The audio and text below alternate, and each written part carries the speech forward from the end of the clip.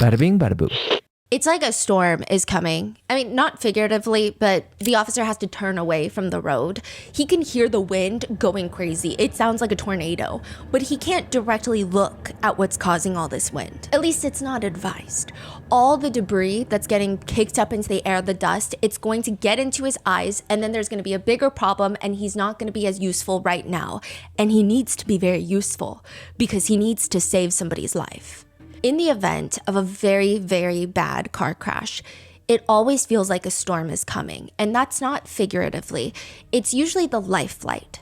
It's a helicopter. This is essentially a flying emergency room, and it is looking for a place to land, typically on the road. I mean, it does need clearance. A lot of the police have to taper off a section, and the pilot is ultimately the one that decides if it's safe to land. But these helicopters, they're trying to land as quickly as possible, as closely as possible to the crash site so that they can get whoever needs help with no time wasted to the closest medical facility. Duty. Any more units? Radio, there's an occupant inside. Now! Radio, we got at least 2 occupants in here. No one's moving. Oh my God. ×3, guys. Vehicular crash in Strongsville. The life flight lands and they hurry to get the patient on board and fly them to Metro Health Medical Center Intensive Care Unit, specifically room 571. That is where she wakes up from surgery. The officers, the police officers, the detectives, they're knocking on the hospital door to ask her, what happened in that car crash? Because you were driving. So what happened? What did you do? How did those 2 boys in the car die? The doctor's notes read, patient awake, alert, appropriate, clearly articulated verbal response, patient without recall of circumstances or timing of collision. 17-year-old Mackenzie is sitting in the hospital room and she informs the officers she doesn't recall a single thing after getting into that car. Even when she tries to remember, there is nothing. It's just blank. Everything faded to black. There's nothing. She doesn't remember how she, the driver, ended up crashing the car into the brick building, killing her boyfriend Dom, and killing their friend Davion. She says she can't remember. I mean, she wishes she could. She cries out, in fact, that she wishes that she could have been the one that died instead of them. Why them? Why not her? It's just a very tricky time for everyone in Strongsville, Ohio.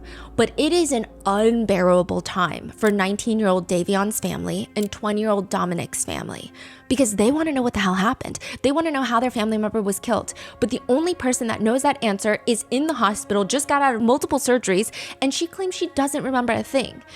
I think they have every single right to demand answers, but because they're inherently good people, they don't. They wait. They wait because they want 17-year-old Mackenzie to heal from her surgery. Because even though their sons were killed, they don't want another person to die. They don't know what happened in the car. They don't immediately go and interrogate Mackenzie after she's gotten out of surgery, which no one would blame them for doing. I'm sure they really wanted to.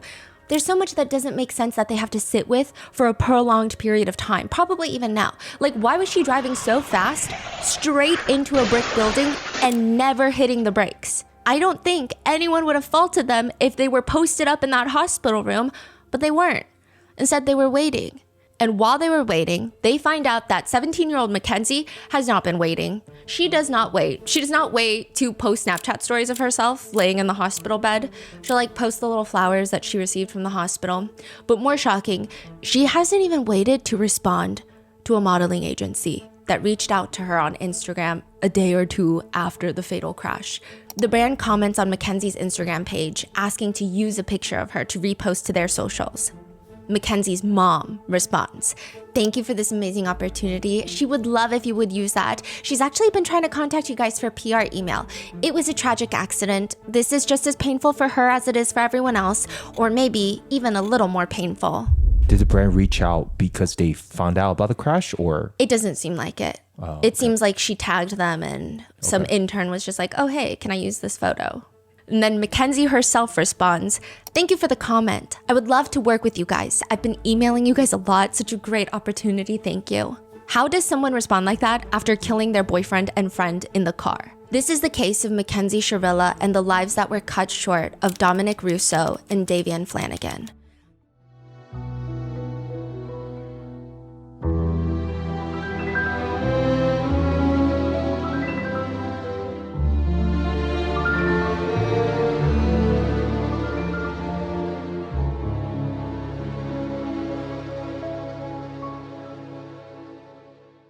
This case has gained a lot of attention since the release of the Netflix documentary, The Crash. We did FOIA this case, and the file that we got back was pretty massive. I mean, we received approximately over 4,000 separate videos, 4,896 photos, 31,000 pages of text messages just between Mackenzie and her boyfriend, Dom. It was approximately 92,892 text messages back and forth, close to 800 text messages between Mackenzie and her own father, Steve Shirilla, which is...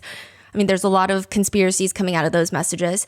Close to 2,000 text messages between Mackenzie and her close friends, as well as 2,000 pages of Instagram DM messages between Mackenzie and various other people, as well as massive folders for all of Mackenzie's Snapchat data, including personal photos, videos, audio messages sent to friends, TikTok data, Instagram data, as well as 97 jail calls, 551 pages of documents from police reports, and 39 body cam and dash cam videos.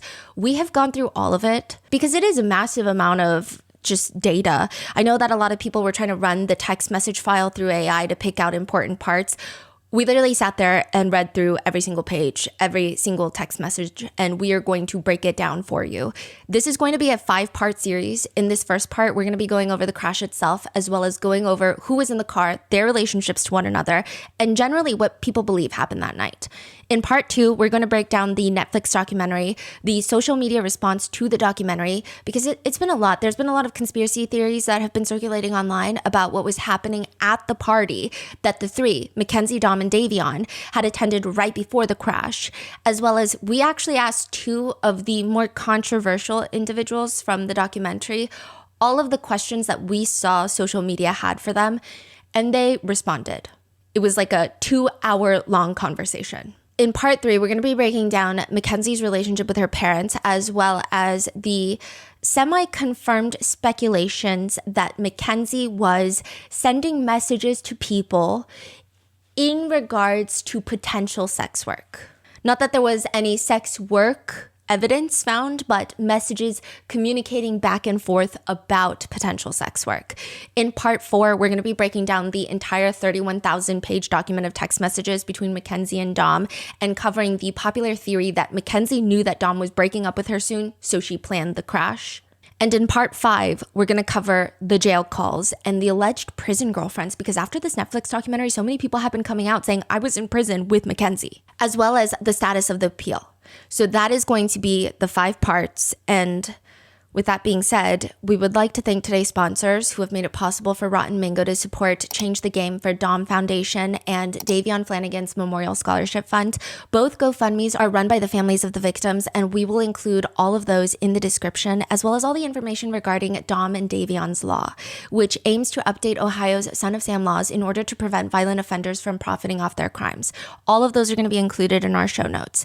This episode's partnerships have also made it possible to support Rotten Mango's team of dedicated researchers. We'd also like to thank you guys for your continued support. As always, full show notes are available at rottenmangopodcast.com. Today's case involves mentions of illicit drug usage, reckless driving, driving while intoxicated, self-exit, and possible domestic violence. We did pull the FOIA for this case and literally went through tens of thousands of pages of text messages, detective incident reports, autopsy reports, so naturally a lot of quotes and statements may be condensed for brevity's sake. Secondly, many of Dom and Davion's family members have spoken up and have shared their stories about how this has impacted them. I would heavily recommend you watching through all of those, because I think they are like the first-hand encounters to describe what it was like being around people like Dom and Davion. I think, and they're very eloquent with their words. I'm going to link all of their social media below, because they have been active since the documentary to voice out the impact that this case and the documentary has had on them. In order to explain the entirety of the case, there will be times where we will be going through opinions of netizens, theories of netizens, even conspiracy theories. But keep in mind that we do state that these are opinions, comments, and speculations made by netizens. They do not represent our own opinions.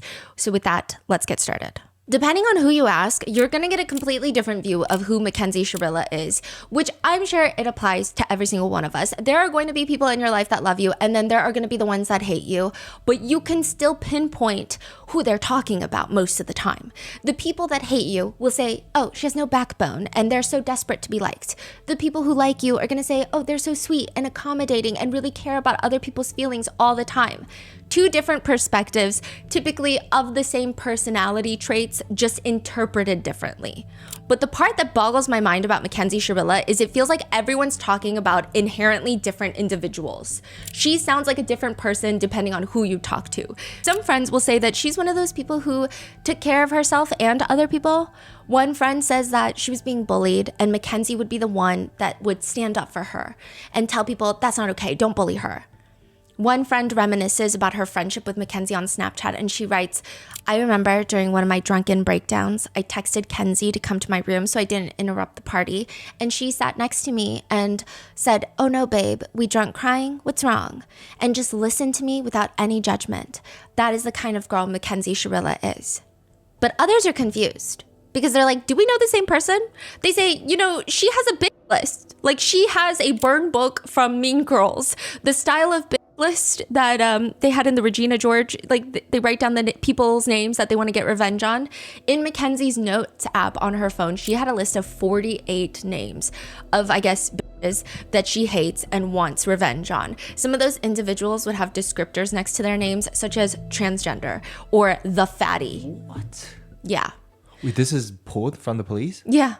What? Which hardly feels like someone without much judgment, but that's why it's interesting that everybody has such polar opposite opinions on Mackenzie as an individual.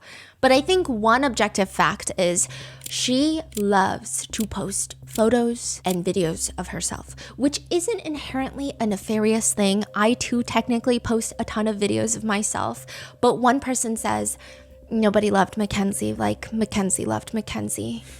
And Mackenzie, she wanted to be an influencer. Her Instagram had 2,700 followers at one point, and she writes in her Instagram bio, fashion model, your inspiration, modeling, Ohio. I don't really know how to describe Mackenzie's style. I mean, she's definitely not in the relatable influencer niche, I would say. She's out here posting how she only likes designer things and money. She'll do the money fans, like the money brick iPhones, where she'll have an obscenely large stack of cash, a brick, like the size of a fucking table lamp. And she's trying to, I don't know, hear the melody of tax evasion from the other side. Like she's using it like a little phone and taking photos of herself. Hello?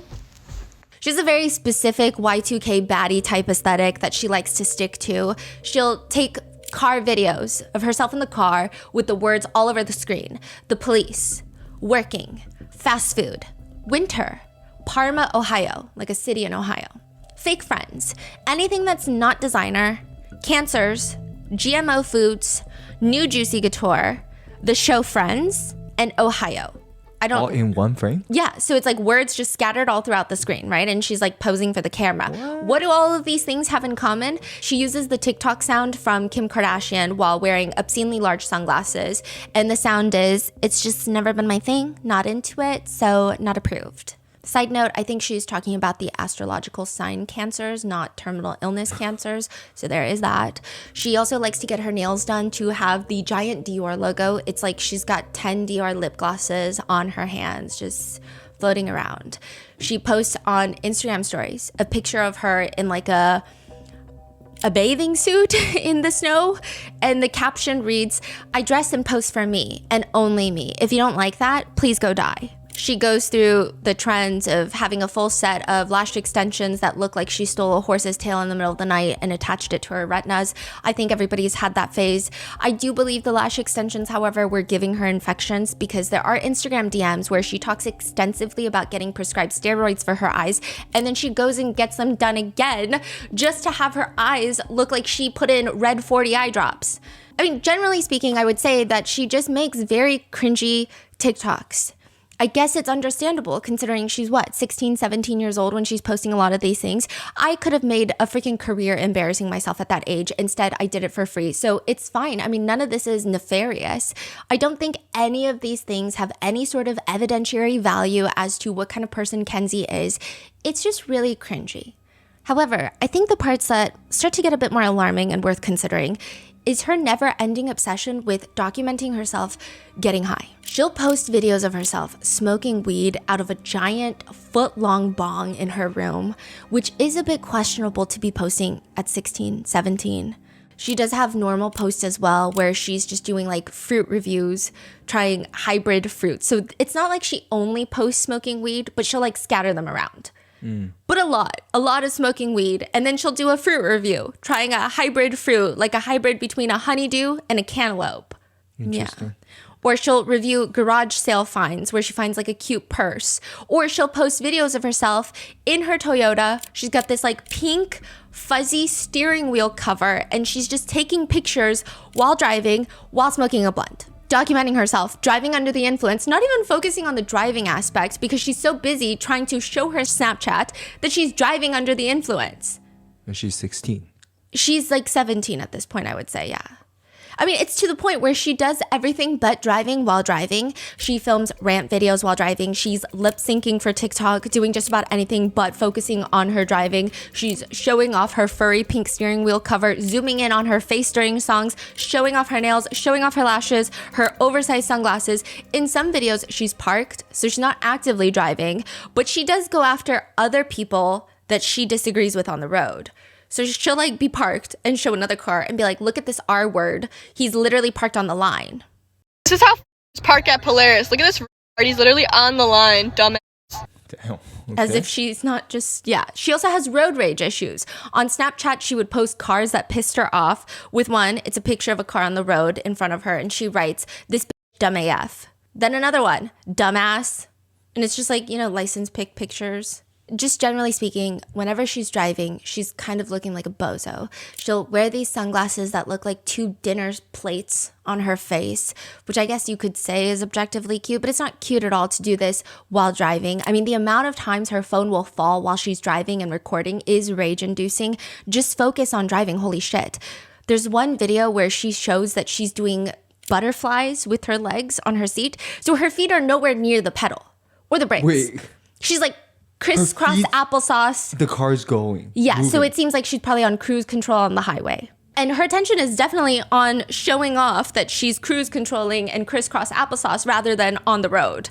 She's not focused on the road. Another video shows she's lip syncing the words to a song that go, I go fast like NASCAR.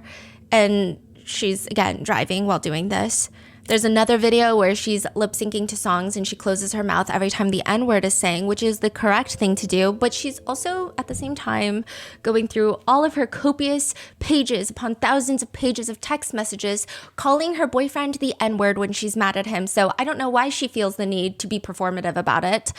She is often and very often like mad at her boyfriend Dom for seemingly no good reason at all, but more on that later. There's another video of her where she's going 93 miles per hour on the highway with a car that's pretty close in front of her. And she's taking this video and I really don't understand the purpose of the video. I don't know if it's to show off. I don't know if it's just to be included in a future FOIA file. I don't understand. There was no aesthetic value to the video. There's no message in the video. It was just bizarre. She's just trying to show off how fast she's going? Yeah. There's a DM exchange between Mackenzie and another friend earlier in 2022. Go run your car off a bridge. Mackenzie messages them, I'm dead. I'll just crash my car into your car. They respond, I hope you die when you do that. Now, within a few days, they are talking just like normal friends. So I guess this is their friendly version of banter, but it's just, if you were to take out the rest of this case and just comb through Mackenzie's social media, not knowing what's going on, you would come to the conclusion that she is an incredibly reckless teenager with basically zero foresight that will say, do, and post whatever she feels without any thought about consequences. She's not exactly a likable individual as well. That doesn't inherently make her guilty of a crime, but I am saying she's incredibly unlikable. And she was found guilty of the crime, but nevertheless, I feel like I have been trapped in the inner workings of Mackenzie's mind for God knows how long now. And it is incredibly difficult, if not impossible, to even muster up an ounce of sympathy for her, just based on how she speaks to people through text messages, DMs, what she posts, and obviously, ultimately, her actions. It's just, I hate it here. She'll complain to her friends about how she got banned from TikTok Live for 7 days because, quote, I was literally calling people ugly and saying fuck, but they chose to ban me for saying that. Whack. Then she'll go on Instagram, look up TikTok's official Instagram account, and then DM them. Fuck you guys. Fuck you guys. Make it so bad for creators. Fuck you guys. I hate y'all. Fuck you. Y'all support system is shit. Reply to my DM. She'll post videos ranting. Why is TikTok targeting the fuck out of my account. I cannot live. This was posted literally days ago on the 4th of July. So why was it taken down? Like, it's literally not I'm pissed. Which is a very interesting tactic considering right around this time, Mackenzie is trying to become an influencer, if you will. She wants to be famous. She expresses that pretty much verbatim multiple times that she wants to be famous. I'm not entirely sure how cursing out the TikTok social media intern is going to get you there, but that's exactly what she's doing. She also rants about ghost followers. She's ranting to a friend through Instagram DMs. They just ruin my engagement. Stalker ghost followers. It ruins engagement. I'm over here trying to gain because if you have all these followers and it's getting pushed out to them, but they don't like it, it just ruins it. To another friend, she rants. It's literally making me so mad. Like, I hate these weird ghost following bitches. They hate to see me succeeding. Like, anytime a pretty girl is doing good, they don't like that. What is she complaining? That they ghost follow her but don't like her photos. She complains that certain photos won't even get 200 likes these days, and so she has to hide her likes. Which sounds like a personal problem because you really don't have to hide them. No one cares. But at the same time, she's reaching out to big clothing brands like I Am Gia, saying, hey, I'm Gia. I know I've reached out here before, but consistency is key. I would love to work together and collaborate with you guys. Thank you for being a weight inclusive brand. Then in another TikTok, she's modeling a see-through cover-up and the audio plays. All I want is just one day a year where I'm not visually assaulted by uglies and fatties. So she's like, thank you, I Am Gia, for being weight inclusive. And then she's also posting TikToks being like, visually assaulted by uglies and fatties. For modeling, she likes to send pitches through Instagram DM that read, and like, it's very interesting that I'm like reading through her pitches to all of these. It's just unhinged. She says, I believe I'm a great model because I'm a petite girl and we don't see enough of us represented in the industry. I have modeling experience and I've done several photo shoots and walked runways. I'm 5'3" and have a fiery personality and I'm willing to travel. But then in another rant video, she posts, I just wanted to make this video and talk about things that I don't like. I don't like when people eat McDonald's. It grosses me the fuck out. I don't like Swishers, and what else do I don't like when people talk about the world and be like, oh, we're all gonna be dead in 60 years anyways. Please go kill yourself. Yep, I said it. Go die, bitch. Damn. So like her DMs and what she's posting are completely not even in the same realm of like who she's trying to present herself at. She's posting these publicly? Yeah, so she had 3 TikTok accounts. They just kept getting banned. And then she would post a ton of stuff on Snapchat. She was under the impression, I think, that Snapchat deletes forever and ever. And like the law enforcement, no one can get it. But they keep everything. Right? Oh, yeah. They kept everything. I mean, I saw private voice memos she sent to her friends on Snapchat. I saw she would take screenshots on her phone and send it to her friends on Snapchat of what she's doing on a website. I'm going to talk about this more in depth later, but she's like filling out a fake ID website. She's got her name in there, her address, her phone number. She's taking fake ID photos, screenshotting it, like sending it to her friends on Snapchat. And I'm just like seeing it all. That's crazy. Yeah, so all her in whole incriminating record is all on Snapchat. Just like in a series of zip files. Yeah. Wow. Yeah. She does partake in a lot of the TikTok trends too. So, you know, the one that it's like, oh, put a finger down, you know, if you blah, blah, blah. And there's a lot of variations for it. But she chooses specifically to do the one that says, put a finger down, psycho edition. And she's with her friend doing this. If you get more than 5 fingers, you're a psycho.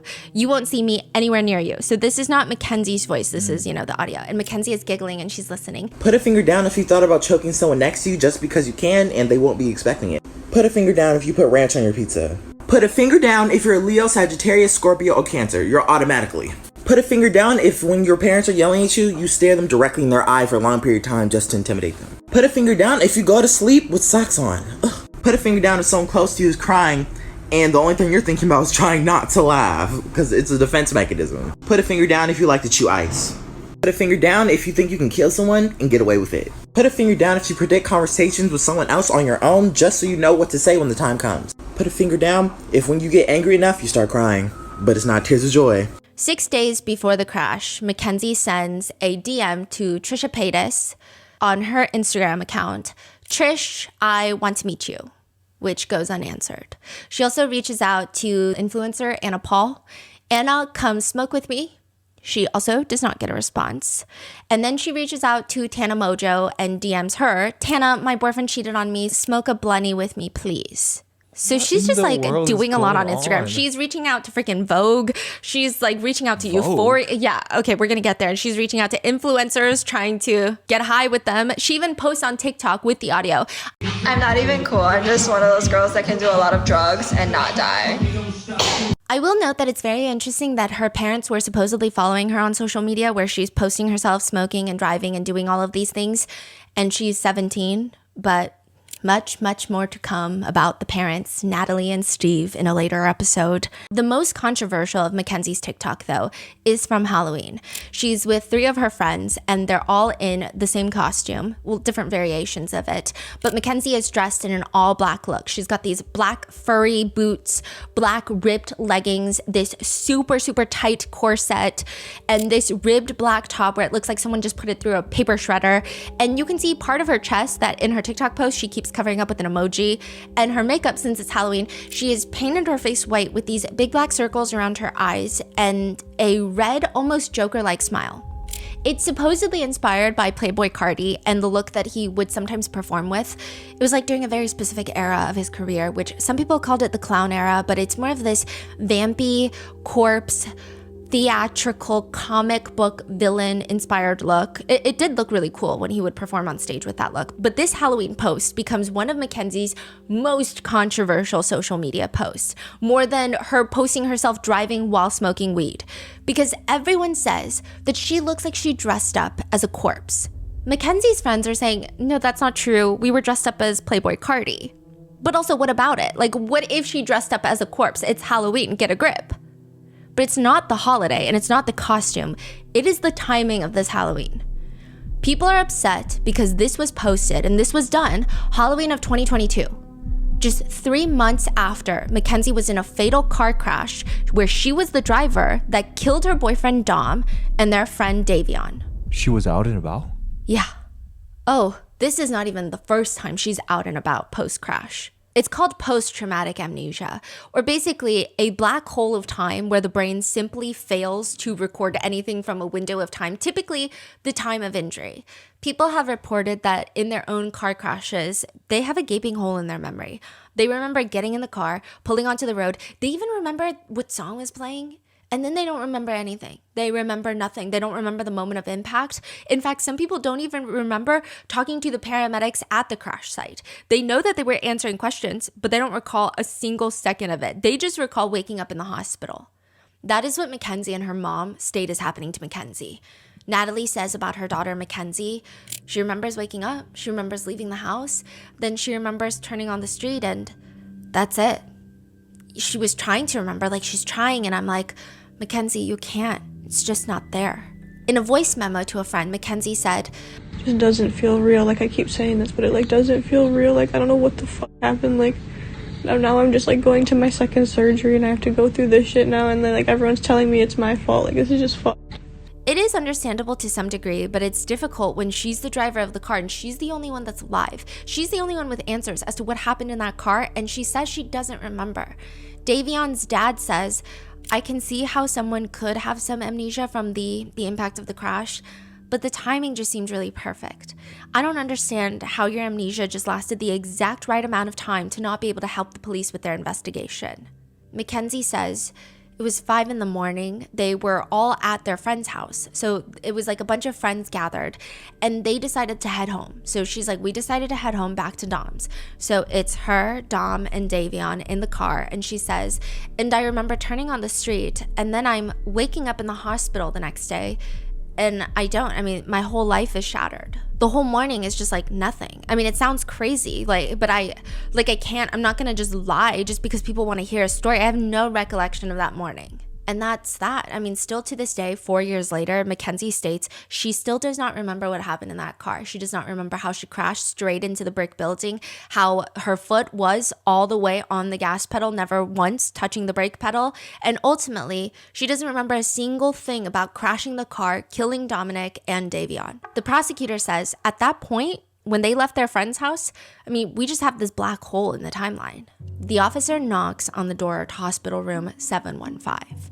Mackenzie's mom, Natalie, invites the officer in. There's a few other people in the hospital room. So there's Mackenzie in her cast. She's got casts on her legs, on her arms. She's in a neck brace. She's laying on the hospital bed.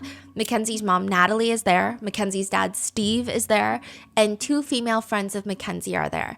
This is like the second day? Or? Yeah. And they quickly leave. So now there's just a detective that walked in. Besides they're visiting, I don't think they want to stick around for this. The officer starts filling out a property release form. And then that's when the doctor walks in. So the officer is like writing all of this in his report. He's like, I walked in, I saw all these people, and then I was filling out a property release form because I came here to give the things that were found on Mackenzie's person in the crash.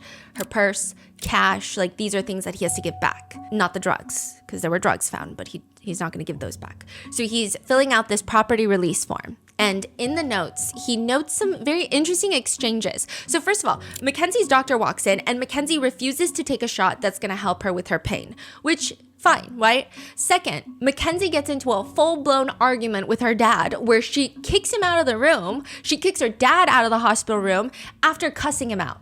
And the officer is like noting this in his report. She's doing all that in front of the officer? Yeah. And this is when the detective is like, you know what? I'm just going to wait for the doctor to leave. I'm going to be in the hallway filling out the rest of these forms. And while he's out in the hallway, he starts having a conversation with Mackenzie's parents, Natalie and Steve.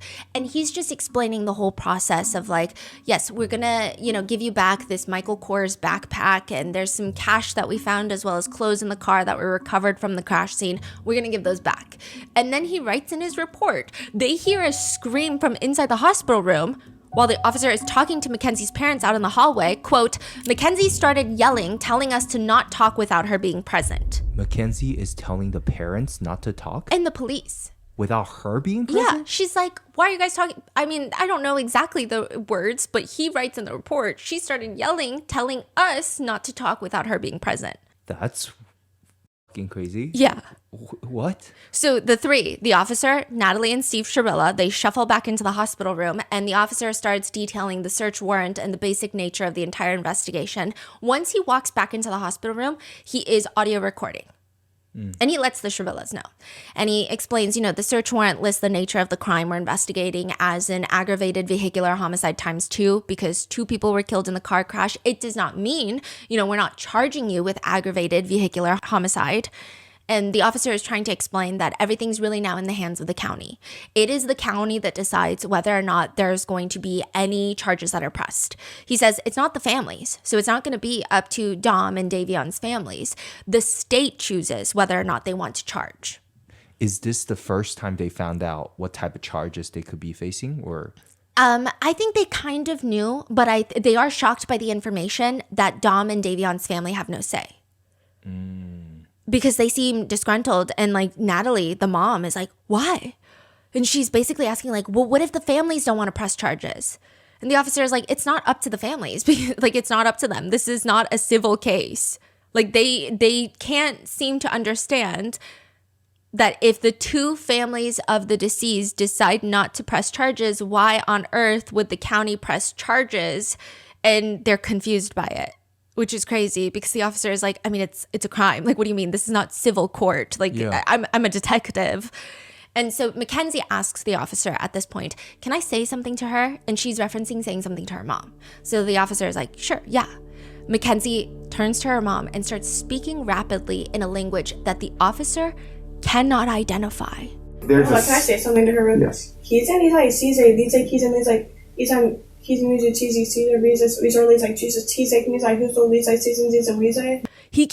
tell you.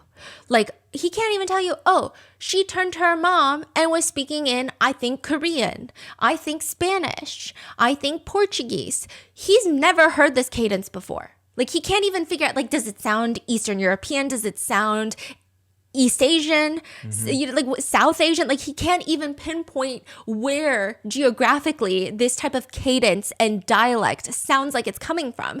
And Mackenzie is rapid fire talking to her mom. Clearly, Natalie is understanding everything. She ends the conversation with Mackenzie in English saying, you can. And that's when Mackenzie grunts. Can you just take my whole license away for 10 years or something like that? To the police? Yes. In my opinion, the officer sounds kind of flabbergasted, and he just hits her with a, do you have a lawyer? Talk to your lawyer. But once the detective leaves, he's so intrigued by this whole incident of this language that he cannot decipher, he reaches out to the chair of the Department of World Languages at a local university. And they tell him, I let 2 other language instructors listen, and we were all on the same page. We all don't think what we're hearing here is a natural spoken language. I thought of your suggestion about it being Pig Latin or something like that, and I think you're right. Given the speed at which it's spoken, it is unlikely to be natural. So she's saying it doesn't sound like a foreign language. The cadence and the phonetics of speaker 1, Mackenzie, are all clearly American English. Okay. So it's not like they just know some languages and they're like, oh, it's not the ones we know. They study like the cadence and tones of languages, and they're like, the cadence is American English. Yeah. So like it Did you hear? Yeah. I knew Pig Latin in high school. It does sound like Pig Latin. Pig Latin is the one that you move some. So you move the first letter to the back and then you add A at the end. So instead of Stephanie, it would be like Tiffany say. Okay. Yeah. But can you say that in like a natural way? Like, can you actually talk to people in that? When I was really young, I remember Pig Latin was like a huge thing, and I could not speak anywhere near as quickly as Mackenzie does in this audio file, but you can, kind of. Okay. You can. So was it Pig Latin? It is not, but it is a different, like there's so many variations of these types of. Later,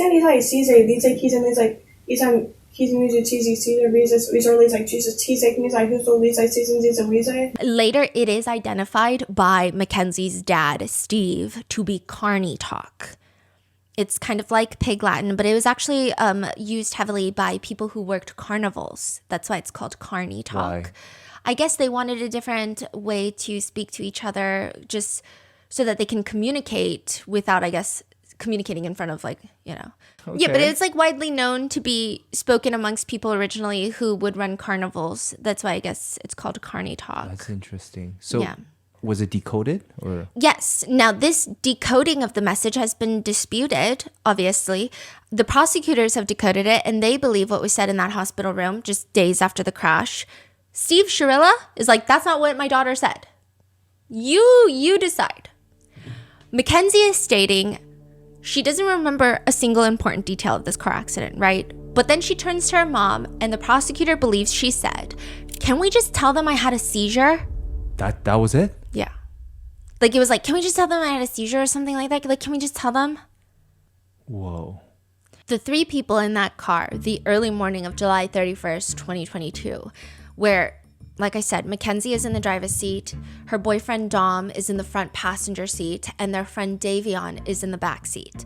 A lot of people believe that Mackenzie and her boyfriend Dom got into a fight in the car, which leads Mackenzie to freak out, going over 90 miles per hour and slamming into a brick building, with Davion's life, by netizens' speculations, not being considered by Mackenzie. They think that Mackenzie is the type of person to just, you know, someone in the back is not pertinent to her or her relationship, and the fight is the most important thing that could be happening in the car. Now, this is obviously a netizen theory. It is one of the more widely accepted versions of events of what netizens think occurred in the car that night, which is why there's going to be a lot of time spent throughout the episode on Mackenzie and Dom's relationship. It is not because Davion's life was not important or that we don't want to spend time talking about Davion. It's because most people believe that whatever happened in the car could have to do with what Mackenzie felt about Dom. It was reported that Mackenzie has known Davion since they were both in middle school, since they were in the same class. It's unclear if this is true or if they ever really even spoke at all, but according to one of their friends, Davion and Dom started hitting it off recently. Dom has a recording studio in his house, and Davion's dream was to be a rapper, so it just kind of made sense that they would become friendly. They're not necessarily best friends. They're not necessarily that close. They actually have very different friend groups and interests, but recently they started hanging out and connecting over music. And we're going to go in depth because Davion is actually staying at Dom's house when all of this is happening. So Davion's family had gone on vacation. Davion had just started a new job, so he can't just take 2 weeks off to go on family vacation. So he's like, I'm going to stay in town, but his parents were a little concerned about him staying alone. So he was like, okay, I'm just going to crash at my friend Dom's place. That's crazy. How long have they been staying together? It doesn't seem that long, but it seems like they were friends for, months ahead of time. So it's not like, oh, they just met and he's staying with Dom. Okay. But it's not like, oh, Dom and Davion were best friends since middle school and they all hung out and these are, it's like more of a newer friendship that's been developing. So we're going to go in depth about what Davion's family have said, as well as the foundation that they've set up for him in a later episode. But just keep in mind, a lot of the focus will be on Mackenzie and Dom throughout some of these episodes, not because Davion's life is less important than anyone else's. His family and friends have spoken extensively about what he meant to them, how he impacted their lives, and what it means for them now that he's been taken away from them, which we're going to cover in a later episode. So with that being said, we're just going to get into the relationship. Mackenzie and Dom have been dating for years before the crash. At this point in time, Dom is 20, Mackenzie is about to turn 18. The crash actually happens like a few days before her 18th birthday. They've been dating for years. They were both minors. They both met in high school. But now that Dom has graduated, he's living in his own house. So he lives alone. He does live right next door to his mom. So he lives alone, but he's right next door to his mom and he sees his mom a lot. His mom cooks dinner. He comes over for dinner. It's not like completely independent of a lifestyle, but also he's 20. So he's living the lifestyle that I think a lot of 20-year-old guys probably live. But Mackenzie, she's still in high school. So it is alarming that she's posting a lot of the things that she's posting. And at some point, it's believed that Mackenzie had fully moved into Dom's house and was living with him at 17 years old. And her parents are seeing these things. They're seeing what's being posted and they're completely fine with it. Wait, the parents are seeing like the smoking, driving? I would think so because they follow her on Instagram. Whoa, that's crazy. Okay. They have a stripper pole in the house that they will post videos. Dom in his house, which again, I think this is very normal for a 20-year-old guy. I don't think it's normal for a 17-year-old girl to be allowed to live in that house regardless of if it's her boyfriend, and that is the fault of the Shirillas. But she'll post videos of people dancing on the stripper poles. They are fully clothed and people will just like throw bills in the air. So it does seem like high school fun. It doesn't seem nefarious or anything, but it is just a very specific type of lifestyle that I would imagine most parents would not want their 17-year-old daughter to be engaged in at this point, being 17 years old. They would host parties at Dom's house because he had his own house. And there is an incident that has been coming up on social media. Before the crash, the police had already gone out to the house earlier that year in 2022 because at one of these parties, a girl falls down the stairs. And the police describe it as she almost died. We're going to call her Kay, but side note, Davion was also there. And it's been reported that Davion was actually one of the only people that helped her before the medics came. A lot of people apparently just like ran off when she fell because there were clearly questionable activities going on in the house, potentially underage drinking, smoking weed. I think they were very concerned about not getting in trouble versus, worrying about their friend's life. The girl that fell, Kay, ends up in a medically induced coma for weeks. Like she genuinely almost died. It was not a hyperbolic way of speaking. It's not the police being like, she almost died. She's a teenager. No, she almost died. What happened? Like what? Nobody knows. So obviously Kay's parents don't believe the simple explanation of, oh, she just fell. Understandably so. Like I would want very thorough answers too. It just doesn't make sense to them. In the FOIA file, there are Snapchat messages between Mackenzie and her friends talking about this fall and trying to piece together all of them. You don't really get a thorough story of what even happened, but you get that there were suspicions. One person who attended the party audio messages Mackenzie. Legit, what I was saying to people, so it seems like, if I had to get context clues, and this is just me guessing out of my butt, it seems like Mackenzie is confronting this girl of like, are you going around telling people that she didn't fall? Are you going around telling people that someone pushed her? Because she's explaining, right? This girl is like explaining to Kenzie, like, this is what I said. Legit, what I was saying to people, because like they were even saying like was not that drunk. Like how could have that happened? Like she wasn't even that fucked because she wasn't. And I said, I don't know. No alcohol was in her system. A lot of the police and her parents and a lot of the people are thinking that she got pushed, like there was foul play in it. And I said, if there was a possibility that there were girls there and they were drunk, I said I never thought that they like distinctively like pushed her. I said if anything were to have happened, it would have been maybe they were fighting with each other and they got too rowdy and drunk, because that's how fucking girls get when they're fucking drunk, and I did see Hello Girls by the stairs and by the fucking door, and I had explained to people, like, if it was anything like that, it would have been they missed their step and accidentally pushed. And it wasn't accidentally pushed her on purpose. Yeah, and it wasn't a full-on push. Accidentally hit her while she was about to go down the stairs. She explains that Kay had this like big bag of clothes she was carrying, and she states that she told people that she theorized that weighed her down, and that's what made her tumble down the stairs. I never said that people were pushing her and had people push her. Like, no. That's what the police think, and that's why I'm trying to get the picture of the steps so I can literally tell them, like, it wasn't like, or like, I don't know, like, my mom was like, they don't think she just did all that just from falling down the stairs. Basically saying, like, my mom doesn't think Kay has all these injuries from just falling down the stairs, right?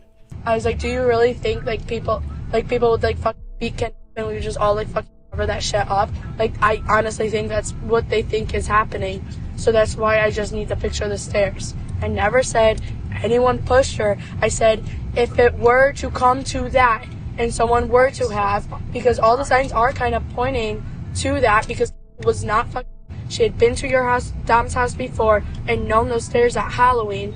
Like, nothing could have, like, really pointed to her falling down the stairs except her missing her step, or someone accidentally, like, falling into her, accidentally tripping over her, accidentally catching her step. That's all I said. But she literally said it could have been someone who pushed her, though. Accidentally pushed her on purpose, yeah. Okay.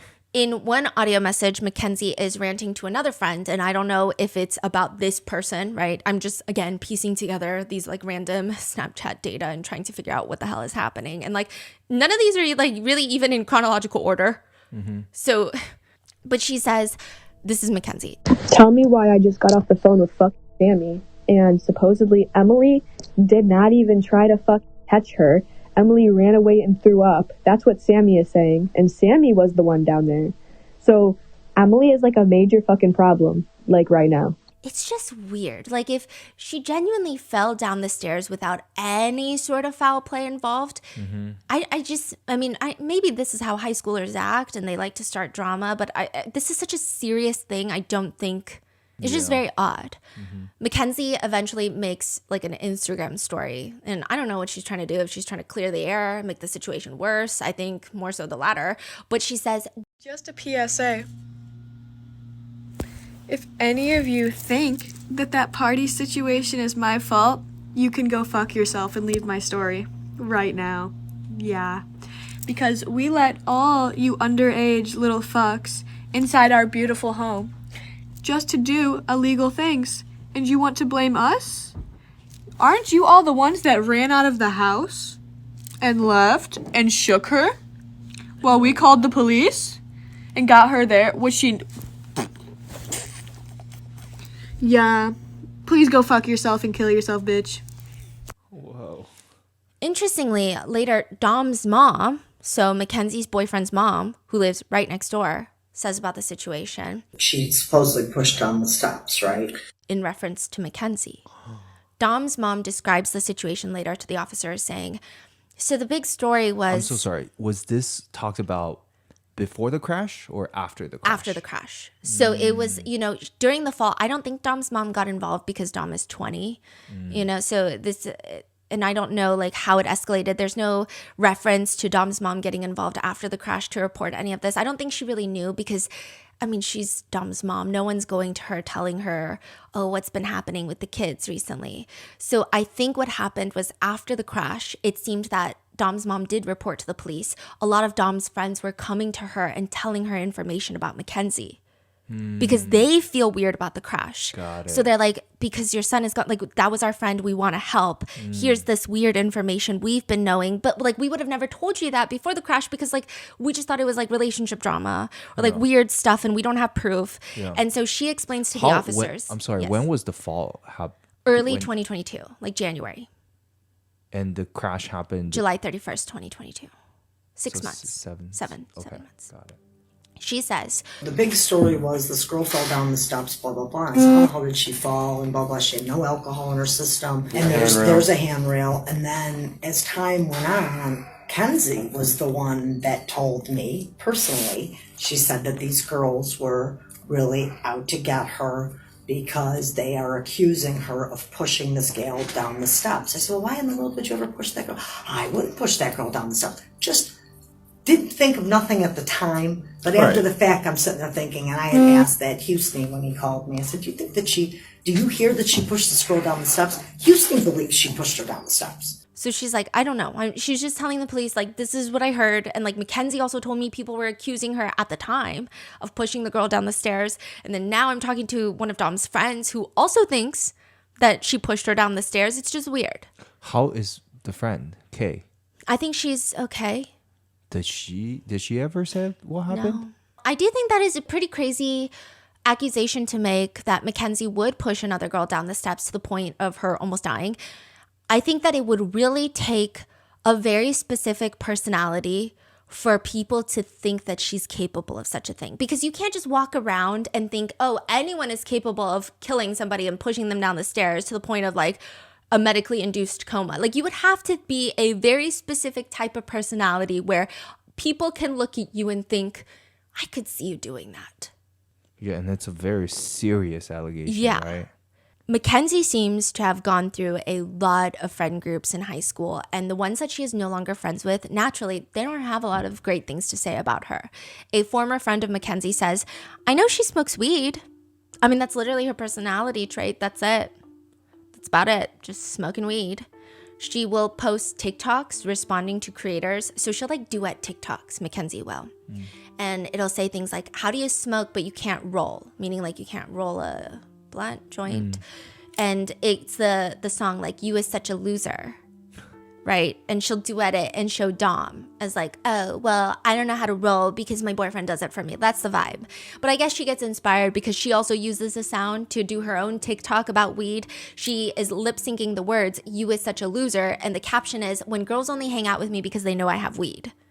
She really does love smoking weed. On her notes app on her phone, police found a birthday wish list. And amongst those was weed socks. So I guess like the socks with the little marijuana leaves on there. Just not really fashion forward, but okay. Her TikTok handles were Baby Kush, Baby Cushy, weed references. Cushy means weed? I think Kush. Oh. Okay. Yeah. She has another video where she's smiling and the caption reads, when everybody knows me not from popularity, but from my horrible reputation. So like she seems to get off on knowing that Strongsville kind of hates her. She has another TikTok where she's in a school library with other people and the words on the screen just read, most hated bitches of Strongsville. She seems proud. Oh. Now, side note, Strongsville is the suburbs outside of Cleveland, Ohio, which it seems like it's reminiscent of a lot of suburban areas in America, cookie cutter housing developments, chain restaurants, massive parking lots to accommodate every single shopping plaza. The mall is probably the hangout spot. I grew up in the suburbs. I hated it, so I can see why Mackenzie doesn't fit in, and maybe she doesn't like it. She has a distinct style and a stronger personality, if you want to call it that. But she does protest about how much she hates Strongsville. She'll make TikToks like, I can't do school anymore. It's so stupid. And it makes me feel so dumb. And I want to go to New York or Florida. I just want to go somewhere with good food and good pics. Which to is like take pictures? Yeah, I think it's a very interesting way to like figure out the next city you're going to live in, like good food and good pics. But she herself also stirs shit up all the time. She's the type to send audio notes like this. I don't even know who she sent it to, but she sends an audio note.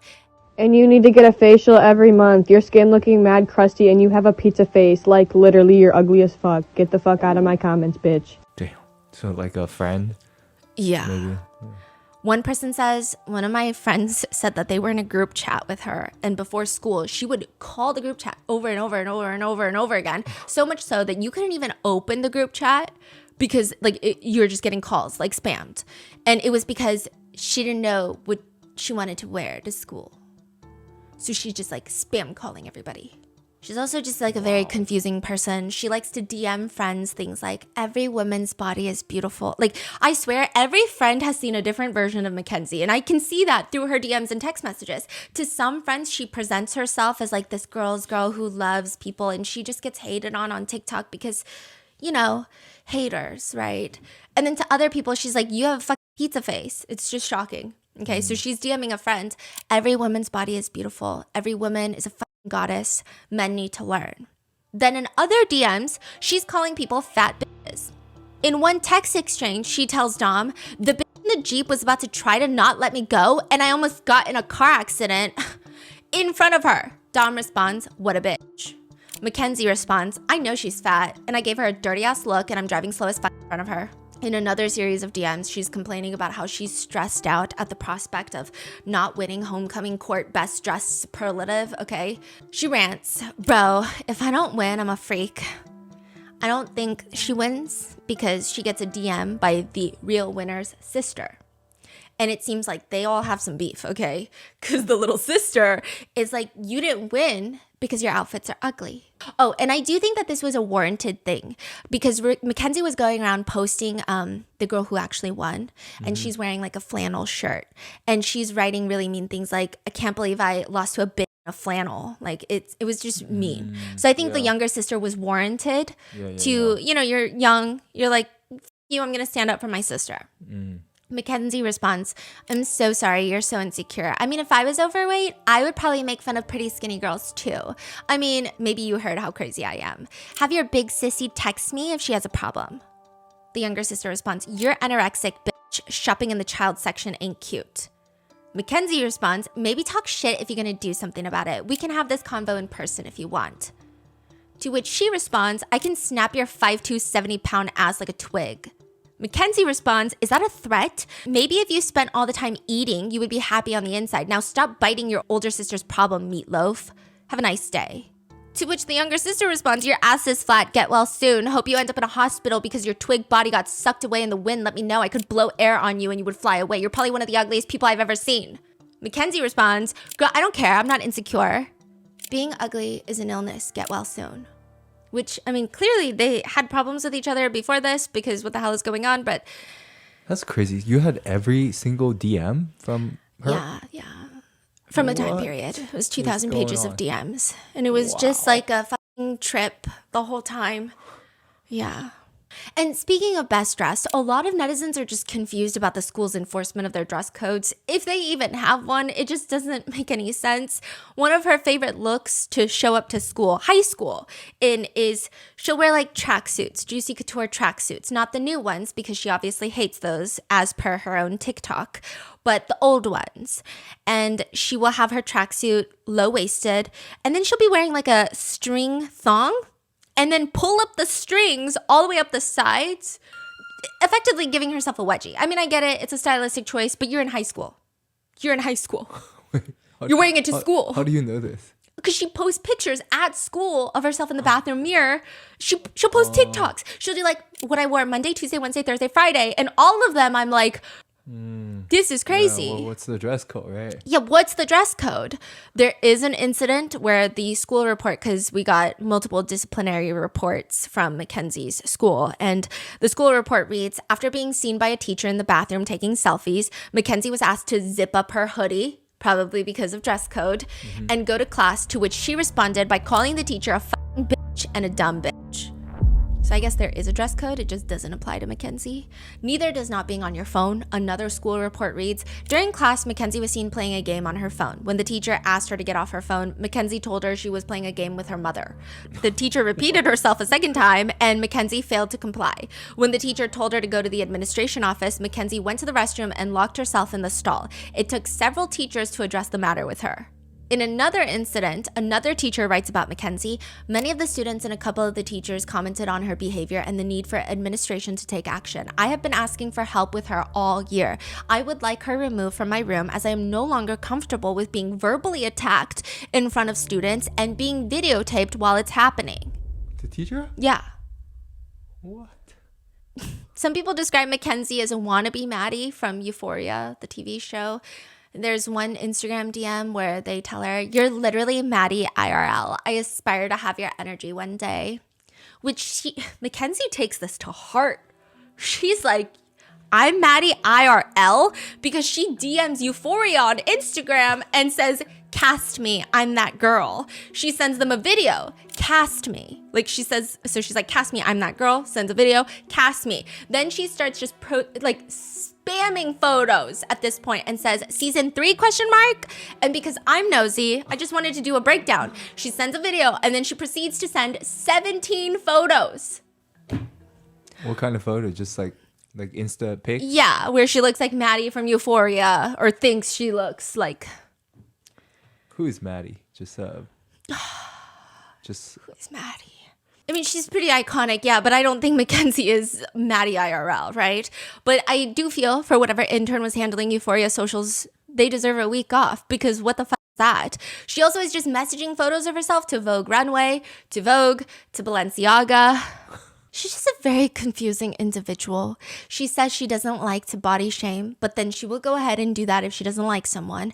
She says she hates racism and will call people out publicly for being racist, which is a good thing, but she herself will use the N-word in text messages and also extensively make fun of Asian people. I just guess... Wait, really? Yeah. Like what? More on that later, but like she's got some crazy beef with TikTok, and she's like, it's because it's run by them damn Asians. This is when it was ByteDance and not Oracle. I guess confusing is just not the correct word. It's like hypocritical, right? For example, according to one school report, Mackenzie allegedly said to another student, if I was a slave owner, I would have killed, and then insert student name, who I'm assuming is black, based off of this allegation. Mackenzie denies ever saying that, but at least 3 witnesses claim that they heard her say that. And on the topic of racism, another student reported that Mackenzie airdropped them. So like, on their phone, they get an airdrop, and it's a meme of SpongeBob saying I spy N-word with a hard R, like I spy a N-word with a hard R. This is a black student. When asked about it, Mackenzie said, oh my gosh, no, I was airdropped the meme. Wait, she's dropping it to a black student. That's crazy. Yes. And so then she's like, oh my God, no, I never airdropped it. Like, that's crazy. I was airdropped that picture. But it just didn't seem to add up, according to the school report. The meme was reportedly seen on the phone and directly attributed to Mackenzie. There are disciplinary reports from back in 2018 where Mackenzie got into a fight with another girl while she was walking to the buses. She gets into a fist fight. And another report in 2018 filed by the parent of another girl where they tell the police that they're scared that Mackenzie is going to beat up their child. The report reads, I spoke to my child who stated that while she was in 3rd period class, Mackenzie Shirilla called her a bitch and threatened to beat her up. She stated this was all over my daughter not giving Mackenzie a Dorito chip. She also stated that Mackenzie posted on Instagram last year a picture of her showing her forehead. The caption that she had was a big forehead. So just like bullying, you know. And, you know, Mackenzie allegedly tried to repost that picture today. So when authorities talked to Mackenzie about it, of course, she's like, well, no, she's the one that threatened to beat me up when I asked for a Dorito chip. Which like doesn't even really make sense, because it's like, hey, can I have a Dorito chip? I'm gonna beat you up. Like, you would just say, no, you're weird. Yeah. She also states that the picture on Instagram, someone took her phone and posted it. Of course, she would never do that because she's a girl's girl. It's hard to say that Mackenzie was ever universally well-liked, if liked by many at all. She says online that she doesn't like anything designer, but in 2019, there's a report of her stealing a pair of earrings from Kohl's. She was ultimately not prosecuted because the earrings were not recovered and their value was less than $20. And also another thing about really liking designer, she doesn't really like designer. She likes DHgate, which nothing's wrong with dupes, but she just like is so up in arms and has this superiority complex because she has a Christian Dior bag. But I can literally see her in her DMs on Instagram sending people DHgate links to where she gets her stuff. So she's like, I hate brokies. But then it's like, you can't really say that when you're, I only wear designer, I hate brokies, but your bag is DHgate. And nothing is wrong with a DHgate bag, but it's also like kind of weird. Yeah, hypocrite. Yes. A lot of things are hypocritical. She will smoke weed until she's apparently coughing up black stuff because she's essentially fast-tracking her lungs to an early demise. But she's also super, super anal about sticking to an organic, non-GMO, gluten-free diet. Really? And why is she? Is there a medical reason? She says, quote, in a DM to someone, it helps my spiritual journey. Bro. She says, to be honest, I love fruit. So that's probably my favorite meal, just any fruit. She gets upset when her friends eat her popcorn because she only likes natural, all organic popcorn. But also some people, they would call her Baby Kush because she literally smokes so much weed and posts about it all over social media. And then that was her TikTok handle. So what's going on? She also rants about restaurants. You think their seafood is freshly caught? Like, none of it was. I don't want no farm fish. That's nasty as fuck. In another DM message, someone sent her a link to melatonin gummies, it seems like, to help her sleep. And Mackenzie responds, "Is it natural?" They respond, "Yes, babes, our brains produce it naturally." This should be a case study that organic food consumption does not make one brighter than the rest. Let's just say, if Mackenzie is going to have an anti-fan club, there are going to be people lined up around the block to be the president of that anti-fan club. And probably for good reason. She's just not really, objectively speaking, a great person, in my opinion. Am I telling you this in the context of the crash? Not necessarily, because legally it doesn't work like that. I mean, just because you're kind of a weird brat doesn't mean you're guilty of a crime. However, I do think that this is all contextual information that would be necessary to understand the case in its entirety and what people have been saying and why they've been saying certain things. After extensively researching, I can try to group up the 3 major groups of people and how they feel about this case. The first group of people, they obviously believe that whatever happened that night in the car, they believe it was an accident. Now, this is like the smallest of the people from what I could see anecdotally, just like surfing on Reddit, but I'm not a freaking AI data analyst, okay? I don't know. But it just seems like a smaller group of people that believe that it must have been an accident. Because it doesn't make sense, They think that maybe Mackenzie suffered a medical emergency, passed out on the wheel, causing this accident. Or maybe it's like a car malfunction, and even though the police ruled it out, you never know.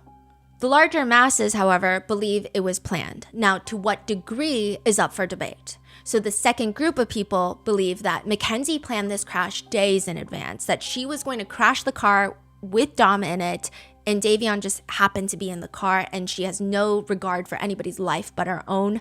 A few days before she turned 18, like that, people are saying is intentional. She allegedly, they claim, scoped out the crash site. Now, there is evidence that she was on that road previously, but people have interpreted that differently. Some people are saying like this was a known cut through. Other people are saying like, no, she was scoping out the crash site. So take it as you will. But they believe that she drove down the same road multiple times beforehand. She planned it to the T because she knew Dom was going to break up with her soon. And Davion just happened to be in the car. Now, the third group of people Do they believe Mackenzie is planning to be alive after the crash, or? I think there's subgroups of people. Some people think that she might not have had that foresight. Some people think like she probably does, because if evidenced by her social media of posting her driving and smoking, there are certain teenagers who live very reckless lifestyles and who believe that they are almost like physically invincible. Other people believe that she just like is such an emotionally volatile, evil person that she doesn't even care about her own safety. Interesting. Okay. But there's lots of nuanced debates that we're going to get into later, because her head was found under the dash. So some people are saying, oh, that's like evidence that she could have fainted before the crash. Some people are saying like that could have happened just because the airbags are deploying. Other people are saying she intentionally did it so that her face wouldn't get busted from the airbags. And she's a narcissist. So it's all just everyone has their own opinion about it. The third group of people, they don't necessarily think that Mackenzie has been planning this days in advance, but they do think that there was intent. They do think that this is murder, because whatever happened in the car, most likely, they believe, is an argument that broke out between Mackenzie and Dom. And still, Mackenzie has no regard for Dom or especially Davion's life, because he's just in the back seat. She crashes the car in rage, and that is still intentional murder. So these are like the 3 main groups that I've seen. Obviously, the legal outcome of this case supports the second and third theory that this was intentional murder, which there is intent behind the crash, which is why a lot of people have taken to trying to analyze Mackenzie and Dom's relationship, as it all feels highly relevant. Whatever happened in the car, most people believe it's either because Mackenzie didn't want Dom to break up with her soon, or because she got enraged during a fight in the car and was ready to kill him for it. One friend says, Dom provided everything for Mackenzie. Mackenzie didn't work a job. Mackenzie would live with Dom. Dom would provide for her, like, with everything. Dom would buy her groceries. Dom would buy her clothes. Anything that Mackenzie needed, Dom gets it for her. So they had this relationship where it's like they were just ready to move on and marry. So they felt like, it was very serious, but Dom was like the provider. He would even be expected to provide for Mackenzie's weed consumption. She would make literal demands. There are text messages between the two where she says, maybe if you listened for 1 second, enclosed. By the way, she writes enclosed, like an enclosure, like a cage. Mm-hmm. Listen, enclosed? Instead of closed. Like she's trying to say enclosed your mouth, but she's saying enclosed, like an enclosure. Oh, just listen and close your mouth. Yeah, but she said enclosed. She's like, maybe if you listen for a second and closed your fucking mouth, you would hear what I was saying, but you just don't fucking stop going. I'm so fucking fed up with this shit. I'm giving you one more chance to give me weed or there's going to be issues. I'm going to do a whole separate video, part 4 of this series. We're just going to go down pretty much every fight that they've had through text messages because it is a 31,000 page document with over 90,000 text messages that are highly relevant to this case. So that's going to be in part 4. So like a few episodes later, it's just literally just going to be analyzing the full text document and the journey of their relationship because there's a lot that happens through 2020, through 2022. There's text messages days leading up to the crash and all of the fights that are happening because there's a lot of explosive fights and you can really see Mackenzie's, I don't even want to, it almost feels abusive. Like you'll see a lot of things in that episode, but that's going to be in part 4.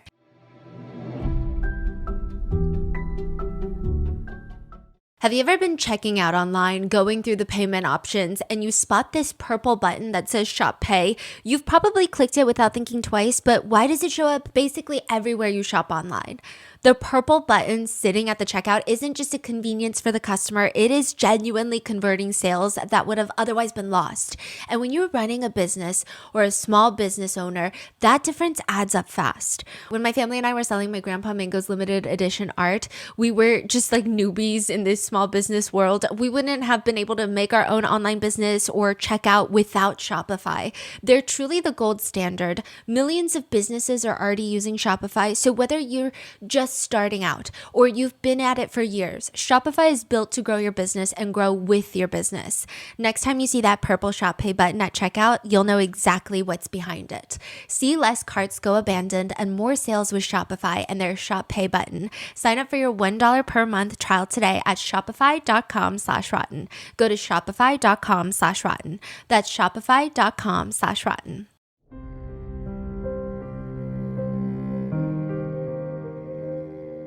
Text messages from almost exactly a year before the crash, Mackenzie tells Dom, maybe when you can actually formulate a sentence yourself and not just repeat what I said last, I'll take this fucking conversation seriously. To which Dom responds, WTF? See, I don't say anything mean. You just purposely try to say hurtful things. You say that I'm not going on vacation with you. You say you're not going to do anything for me anymore. Like what? You said you were going to break up with me too. Like that's all verbally abusive. When you want to fix this on both ends, let me know. Mackenzie responds, I'm allowed to say how I feel, and if you don't like that, then that sucks. Why would I want to go on vacation with someone that won't even give me 1 gram of free weed? So this is literally just her getting mad that he's not giving her weed. He tells her he does give her weed, like free weed all the time, right? He's like, what do you always demand weed from me? I'm giving it to you. Like, what do you, she just responds, too bad because I don't want your whack ass weed anymore. I never want it again. He's like, so we're done over that? Is there someone else? Like you literally got me thinking about quitting weed. And she blames everything on Dom. Now, a lot of people might take this as the truth, but I will say consistently over 30,000 something pages, this is like a pattern of Mackenzie. Anything wrong happens in her life, she blames somebody. So she says, how are you going to get me addicted to weed and then not give me weed when I need it? Like the fuck? So fed up with your shit. I personally don't think that Dom got her addicted to weed. I think that I mean, they're all teenagers. I think that she would have discovered weed regardless of Dom. I don't even know if he's the one that introduced it to her or if they both started at the same time. Like, she just likes to blame everyone for all of her problems. To which Dom responds, Kenzie, I try to tell you not to rip bongs at 6 a.m, but you do it every day. And she responds, that's not the problem, hun. I give you free weed. That doesn't mean you can smoke as much as you want, Kenzie. You smoke like a chimney, and you're being mean as fuck to me right now. Even when he's trying to be level-headed and worried for her health, she's just kind of freaking out on him. She just kind of expects him to do everything for her, even emotionally be there for her no matter what she's feeling. And Mackenzie feels a lot of things seemingly all the freaking time. When Dom is going on a flight to California, he texts Mackenzie that it's really annoying because he's in the middle seat. Quote, I'm in between two people. I don't know. She responds, WTF? Yeah, right. So he's thinking, oh my gosh, like she's feeling bad for me. I'm gonna need to know if it's a girl. He reassures her, it probably won't be anyone to worry about. I haven't seen anyone that is attractive at all. Just mostly weird looking people. One person who knows the couple says none of Dom's exes would even keep in contact with him because they all knew Mackenzie was kind of crazy. She's psycho, a little bit. But it seems like he's just expected to do everything, even pay for her. In text messages, they're discussing a potential trip to New York City. Dom is asking her, can you afford it? Which is like a completely normal question to ask because New York City is one of the most expensive cities in the US to visit, so it's a completely valid question. Mackenzie freaks out. Actually, maybe I don't want to go with you if you're going to be like that. I'm not going on vacation with you, so I'm done talking about this. Why are you literally being crazy right now? To which Dom responds, Kenzie, you're being crazy. She responds, Dom, I'm filling out a fucking job application while you're spamming me. Dom is just so taken aback. He's like, you're trying to make me feel obligated to spend thousands on you. She responds in caps, then don't, ? Which, side note about her filling out a job application, Mackenzie was fired from multiple jobs. Those who worked with her said that she was just like a shit employee. For Dunkin' Donuts, she had just gotten her hair done the day, I think, of coming into her shift. So the manager tells her, hey, you know, it's like part of the uniform. You have to wear the Dunkin' hat because everybody wears the Dunkin' hat. And like you work for Dunkin', so you gotta wear the Dunkin' hat. And she is so offended by this. She's sending like voice notes to her friends and she's like, can you believe that they told me to wear the hat? And I was trying to explain to them, I just got my hair done, so I can't wear the hat.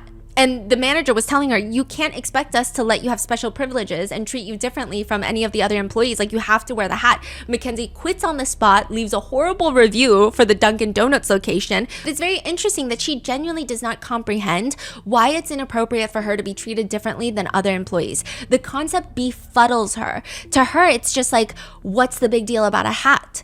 Which, like, sure, maybe if it was one time, but she strikes me as the person to have a new reason every single time. Today it's the hat. Tomorrow it's the, oh, I can't help you clean something because I just got my nails done. Like, it's always something. Wearing hat at a fast food restaurant it's health code. What do you mean? So one peer tells officers later, I mean, she worked with my stepsister at Dunkin' Donuts for a little bit. That's all I know. And then my stepsister told me that she was a terrible worker. She was just rude to everyone. She just didn't care. She'll post on her Instagram stories a picture of a bag that's for sale, a purse. And then she'll DM Dom, this is a new bag. It's silver. He's confused. He's like, why are you posting it on your Instagram story? Just in case someone wants to buy or send it to me. LOL, okay. Babe, only $400. She also sends him a link to Venus flowers, the forever flowers. And then she sends another link to a pair of boots that are $3,500. It's like $3,400 for a pair of boots. Dom responds, those are so gas. She responds, I want them. He's trying to be reasonable. The price tag on them is crazy though. Do you think you can walk in them? Mackenzie ignores and DMs him, post a pic of us. On IG? Yes. What picture? You pick. I'll see what I got. She texts him another time, I'm at Nordstrom's. If I see a Skims dress, can I buy it? But like, maybe the relationship is not always all the time one-sided. Maybe Mackenzie does a lot of things for Dom too. In one text message exchange, Mackenzie texts Dom, I'm bringing home sushi and calamari for you. Dom says, bet. Mackenzie responds, I got sushi from this place and they literally gave me the most gross shit ever. To which Dom is confused and he's texting her back, what place? And what sushi are you bringing me? It isn't going to be gross, right? Mackenzie responds, babe, I don't know what to wear tomorrow. So it What? feels like she's bringing him gross shit, like the leftovers. Even prom, Mackenzie says that she got a super custom, very expensive dress that Dom paid half of the entire dress. He even rented a party bus just for the two of them because everybody hates Mackenzie at school, so she had no friends to join her party bus. And there's videos of the two of them in the party bus alone, and it looks like Dom is doing everything to make sure Mackenzie is having a good time. He's singing for her, he's trying to make her laugh, he's trying to uplift her mood. Mackenzie says, everybody told us we looked like movie stars that night. Woo! And if Dom ever hangs out with the boys without Mackenzie, there's many a times where she gets so upset by that. She'll have these very smart Instagram DMs. Have fun with a dick in your ass. Bro time. Like, if you think I give a single fuck about Blair, so Blair is Dom's best guy friend, okay? There was because Blair keeps coming up, there was this misconception on TikTok that Blair was a girl that Dom was cheating on Mackenzie with. This is not true at all. Like, Blair is a guy, right? And there is no indication that they were having any sort of romantic relationship, right? So just clearing the air on that. But she's saying, if you think I give a single fuck about Blair, you're wrong. It's okay though. Just deal with your super important bro time. Like, are you actually fucking Blair? Do you want me to pull up to your fucking house right now with a fucking bat? Like, fucking beat Blair's ass? Then he'll really be scared to come around. So be careful with who you choose first.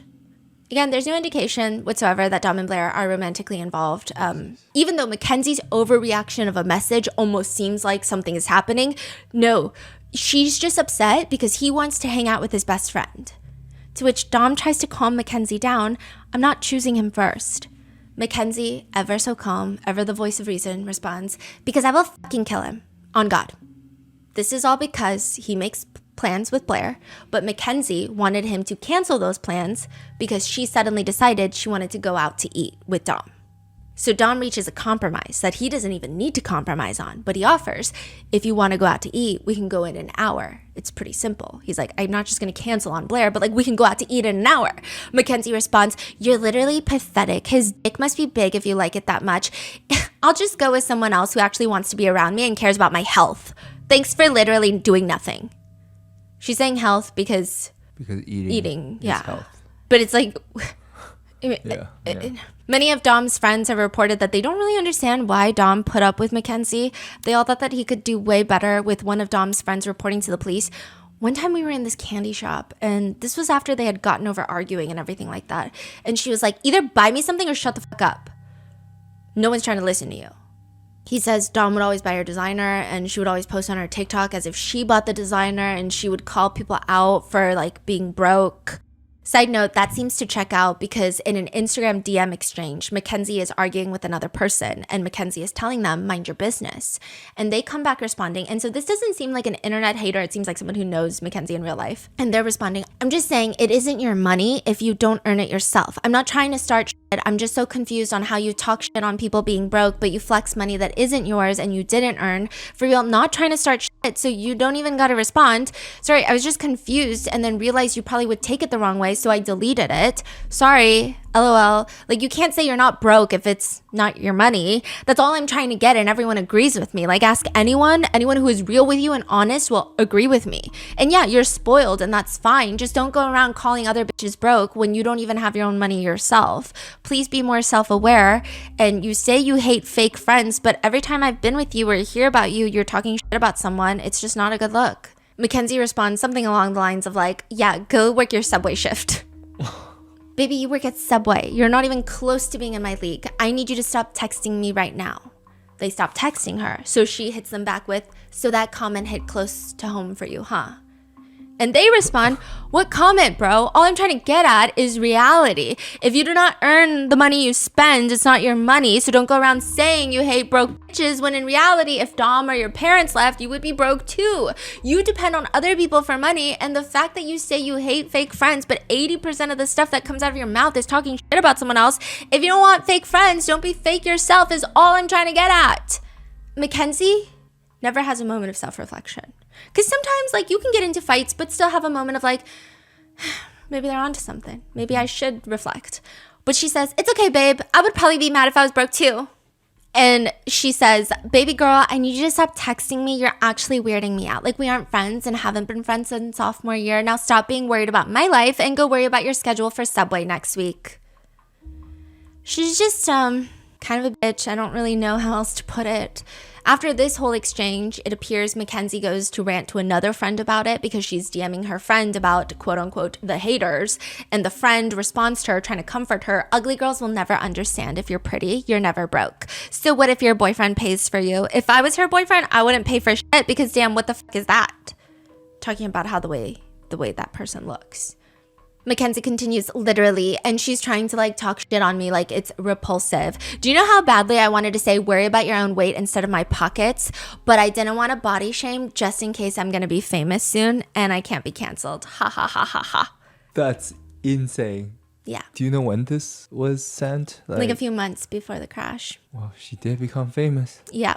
Mackenzie is also the type of girl that absolutely hates when people copy her, or even when she thinks people are copying her, and she needs Dom to comfort her for the very big emotions that come with people copying her. She says, redacted got the same wheel cover as me. Like, you know, the fucking pink fuzzy wheel cover? Steering wheel cover? Yeah. Mackenzie texts him, so fucking weird. Like, what the fuck? Question mark, question mark, question mark. Dom is like, do you think she knew? She def knew. How did you even find out? Even Chloe told me. I accidentally parked next to her, LMAO. Like, what the fuck? Dom is like, she's probably going to be terrified. Because, again, that's how terrifying Mackenzie is. Just the fact that she found out that you have the same steering wheel cover, and she's going to be terrified that she found out.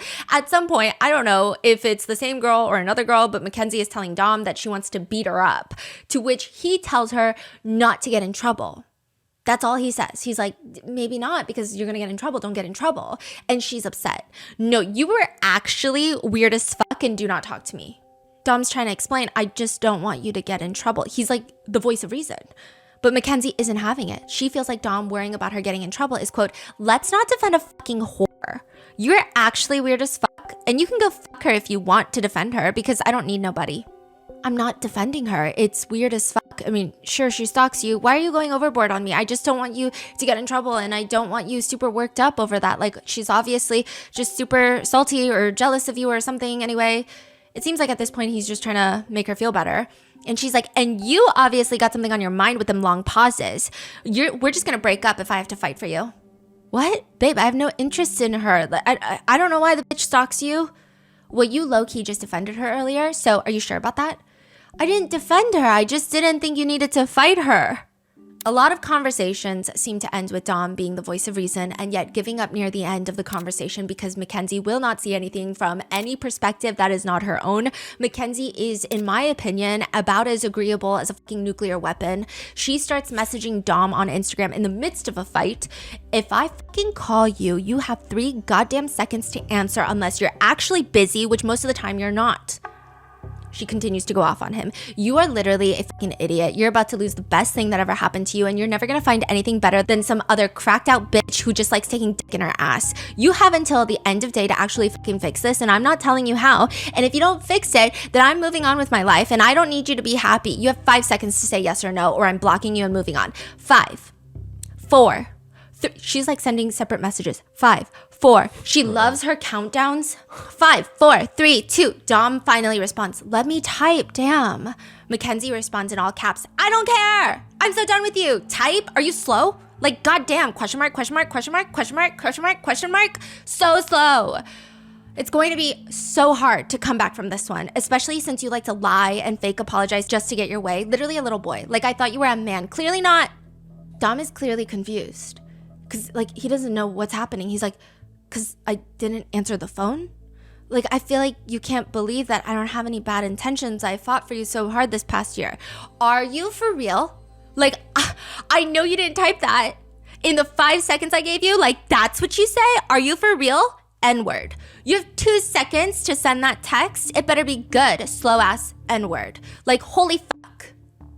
Dom finally responds, you're flustering the shit out of me. It's hard to read all your messages and then send mine within 5 seconds. Like, damn.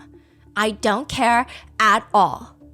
Like, you're crazy for thinking I have bad intentions. Mackenzie responds in an almost unintentionally ironic way. In caps. You literally suck and just bring me down. I don't know. Like, So she's blowing up just that he didn't answer his phone right away? in 3 seconds, yeah. Like she's blowing up for, honestly, like nothing ever. It could be anything. This is through Instagram DMs. So he wasn't responding through text in the way that she wanted. So then now she's come to Instagram DMs and she's just like ranting. And usually like it takes a minute because they don't really give context to the fight, obviously, because they're texting each other. But then once you figure out what the fight is about, it's like absolutely over nothing. And so Dom is responding, I do everything for you. I ask for nothing. You bring me down. You don't let me chase any of my dreams. You always say that you come first. Mackenzie doesn't respond to any of the things that Dom is saying. She says, I'm going to give you till the end of the day to apologize and figure out what you did. If you don't actually make this up to me by the end of today and make it good and make me actually believe you, then we are done and I'm moving on with my life.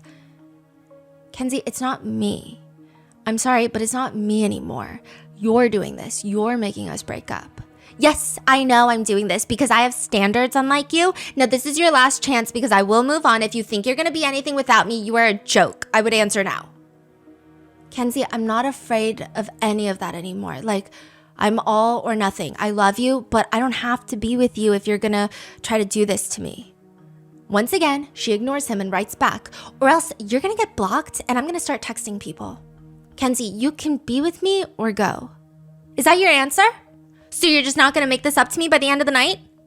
I don't even know what I'm making up. This is ridiculous. Is that what you're saying? I would answer. Is that what you're saying? You have until 6 o'clock or you're blocked and we're done forever. I will literally burn that fucking scrapbook. 0 fucks given.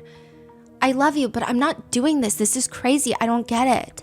Wow. Okay. We're done. Last chance. I've given you over 3 chances today. This is your last chance to make things right and make it up to me by 6. Answer now. Now. Now. Now. Dom is so genuinely confused by this. He asks her, did all my messages send? He's thinking maybe she's not getting his messages and that's why she's ignoring him and just freaking out unreasonably. Mackenzie confirms, yes or no, I don't give a fuck about your messages. Kenzie, I don't know what I'm making up. Probably don't mean shit anyway. I don't care because you're dumb as fuck. You have until 6. I'm not telling you how to fix anything. You're saying I talked bad to you? Is that what I'm making up? Yes or no? Okay, you have until 5 now. Kenzie, yeah, I'll make up whatever, but I don't think any of this is really necessary. Are you serious? Like, I know you didn't just say that. How fucking dumb can you be? This is a very small argument and you're putting our relationship over it. I don't get it. She later quotes him and says, because he said something along the lines of like, I don't think. She quotes, I don't think. And she says, yeah, this is not about what you think. You're literally dumb as fuck. I feel so bad. How the fuck are you not getting that it's more than that and more than this? You lie, ignore, gaslight, dry reply. I can keep going. So she like throws out these words, but I don't find evidence of any like gaslighting in the text messages and stuff. If anything, it's like miscommunication. I really don't. I would watch her reply. I might dry reply sometimes. 4. So it went from 6 to 5 to 4. She's like, you got to make it up to me by 4 p.m. now. If this isn't made up to me by 4 o'clock, we're done. This is my last text message. He's like, I don't gaslight. I don't do any of that. I never intentionally ignore you. 4:30. Dom responds, this can't be every week, babe. Indicating that this happens every week. And after reading all their text messages, it's like multiple times a week, actually. It's really bad. She responds, you're right. Next time you do this, we're done. No explanations. He's trying to get it through to her. Like, I feel like you don't feel I love you. What the fuck are you talking about? Look, Kenzie, this shouldn't end our relationship. All I'm saying is like, I'll do whatever to make you happy, but I feel like you're being unreasonable today because of your stress over your toe and your nose and school. So like, I don't know what happened. This is me saying this. Like, I don't know what happened, but like, these seem like non-problems. Your toe, your nose. Like, unless you broke your nose. Like, why is she freaking out on it? It's so weird. If this isn't made up correctly by 4 o'clock, I'm blocking you and we are done forever. Your attitude will change. Your attitude needs to change, babe. We're broken up until you decide what you're going to do to fix this. If the timer hits 4 o'clock and nothing has happened, we are done. Your attitude needs to change and I'll change whatever. I know you didn't just say that. This is about you. You called me with a bad attitude first, babe. Do you want me to break up with you for good right now? Because that could happen too. And then Mackenzie mass texts him, do you want me to break up with you for good right now? Do you want me to break up with you for good right now? Do you want me to break up with you for good right now? Do you want me to break up with you for good right now? She sends that 4 times. I'm not repeating it for emphasis. She literally sends the exact same message 4 times. And he tells her, you're being childish. I'm not entertaining it. So we're done? Is that what you're saying? You're not going to make this up to me by 4 o'clock? We're just going to go through the cycle? If you do not answer the fucking question, you are blocked and I'm going to start texting new people. Like, I'm so serious. Clearly, you don't even want a girlfriend. 5, 4, 3, 2, 1. Dom responds, why are you doing this? Like, I don't get it. I mean, we can make it 3. Like, this isn't love. If this is made up to me by 3 o'clock, if it's not, we're done. This isn't healthy. This isn't right. Like, we can make it so much better than this. You're right. We can make it so much better after you make it up to me at 3 o'clock and prove you're going to do better. Until then, we are broken up. I would watch what you say from this point on, because one thing that I said wrong will result in instant blocking and I will literally start talking to new people. Dom doesn't respond for an hour before Mackenzie DMs him again. I'm gonna take this as you're not making this up to me. Answer right now. Answer right now. Kenzie, if you want to be in my life, you will be. If you want to leave, I'm not stopping you. So you're not gonna change your attitude and make it up to me? So you're not gonna make it up to me? Yes or no? Kenzie, you have a bad attitude too. It's a yes or no question. It's a yes or no question. And this is about you, not me. Kenzie, no, this is about you and you're making it about me. You have a bad attitude, babe. You called me with a bad attitude first and I'm not doing this anymore. I love you, but I have to set boundaries for myself too. This is February 20th, 2022. 5 months later, Dom will be dead. Now, I'm not singling out this like one toxic fight that happened months in advance where Mackenzie is clearly suffocating Dom over and over again, not respecting his boundaries. But I'm emphasizing that this happens multiple times a week. Like it even, okay, when you go to part 4 where we go through the text messages, it would be like a 5-day long video for me to recount in full every single fight that Mackenzie starts. April 2022, for example, it happens all over again. And this is just from their Instagram DMs, okay? Because the text messages are in part 4. This is from their DMs.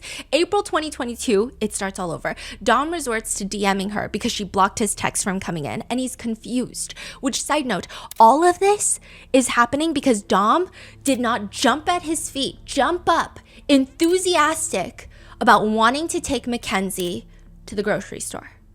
She says, I want to go with you. But I want you to try without me telling you have to try. You only try when it's too late, so now it's too late. He responds, when was I not trying? We've been doing this all day. I don't care. No, you have not. Why would I want to be around you after you just did all this bullshit all day? What have I done? I've only apologized over and over again all day while you called me names. You have 2 minutes to be at my house to take me to the grocery store. 60 seconds. 45 seconds. Okay, I'll be on the way in a sec. Then he DMs again, on the way. Then he DMs when he shows up at her house, here. Even just 2 months before Dom and Davion are killed, they're in another fight through Instagram. And side note, by this point, Mackenzie is essentially living with Dom. She's 17, her parents have let her move in. But this fight, Dom tells her, Kenzie, I'm not gonna talk to you till you acknowledge what you did wrong. And side note, I don't want anyone to be under the impression that I'm taking creative liberty in the tone of Dom's voice, because there is a video fight of them and most people say that Dom was like a very chill speaker. He never is yelling, screaming. Kenzie is always yelling, screaming. So it's not that like I'm trying to phrase Dom's voice to be more passive. Like there's a literal fight where she is outside banging on his door and this is how he talks. This is his cadence. He's always trying to diffuse. He's never flipping out. There's one part where he does raise his voice at Mackenzie and Mackenzie intentionally records it, but it almost seems like the man is so frustrated. Like he's like, stop, like, don't talk. Like, you're saying disrespectful shit, like, stop. If anything comes out your mouth that's gonna be disrespectful, instigating, or anything at all, like, I'm whipping this car over, okay? And you are getting the fuck out immediately. I don't care where it is. Do not say anything that could piss me off, okay? You know what the fuck could piss me off. Just don't say a single fucking word. But this fight, it appears that he does not want Kenzie at his house because she's being rude and mean to him, which is completely understandable and a healthy boundary to set. But she argues that he's holding his house over her head and she's not going to let him do that. Which, side note, she does not pay rent. This is not her house. She doesn't pay mortgage. She's not on the title of the deed. It's also not like he kicked her out of nowhere. She could literally just go home to her parents where she should probably be living. Mackenzie escalates the fight.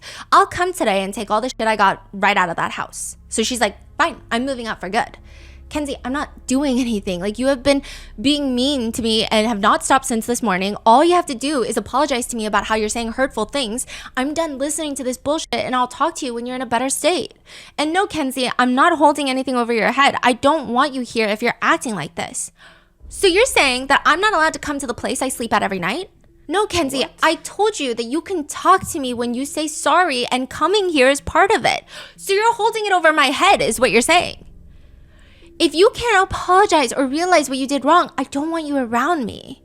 What we're not gonna do is hold the place that you say I could stay at whenever I want over my head.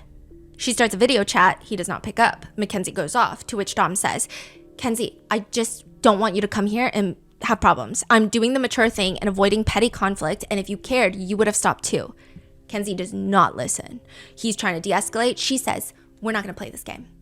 I'm not letting you hold a place that I live in over my head. You don't even care enough to be replying fast. No, Kenzie, I don't want you here because I don't want conflict, and you never said sorry either. I'm not gonna apologize for doing nothing, and I wanna come over to eat, not to talk to you. I'm just gonna sit on the couch and ignore you, but there's you holding it over my head again. You can let me come over and eat, or you can bring me all the stuff that I brought over to your house and we can be over. Approximately 3 minutes go by. Dom hasn't responded, so Mackenzie writes, not sure why you're being dry and not responding. Dom responds, I mean, you did call me the R word, called me a pig, said a lot of nasty things, and now you want to come eat my food without apologizing. Let me know if you're going to keep holding it over my head or not, because I will just get all the pots and pans and stuff I brought to your house right now. I'm not trying to hold it over your head. If you can't respect me, how do I expect you to respect my house? He says that there's still coffee on his door from her, which seems like he's saying like she threw coffee. And there's coffee on the door. But she ignores that and says, like I said, I will come get everything that I brought over. And holes in my wall. The holes in your wall are not from me, so are you not letting me come? What does holes in the wall mean? Punch? Yeah, or like throwing things, I would imagine, yeah. And so Dom says, if you can't prove to me you're gonna respect me and my home, or at least the very least apologize, I don't want you here. Like, if you want me to leave your things outside, I will. To which Kenzie says, you can put everything in a box then. If you're not gonna let me come to the place that you said I could always come, then put everything that I brought in a box and I'm coming to get it. If you're not gonna let me stay at this house, then we are done. I'm not going to be in a relationship with somebody that likes to lie and tell me things that are not true. You are making this so much worse. How does she put it on him? Like, someone gave you a place to stay, now she turn it around, make it, I don't, that's holding it over her head. That's gaslighting. Right? Yeah, it's very manipulative. I think sometimes I do have the problem with a lot of these encounters between Kenzie and Dom being categorized as toxic, in the sense that I do think that if the roles were reversed, I don't know if we would be labeling these fights as toxic. I think we would be much more easily labeling them as completely abusive. Mm-hmm. Like, it's just really abusive. There's not really a lighter way to put it. Mm-hmm.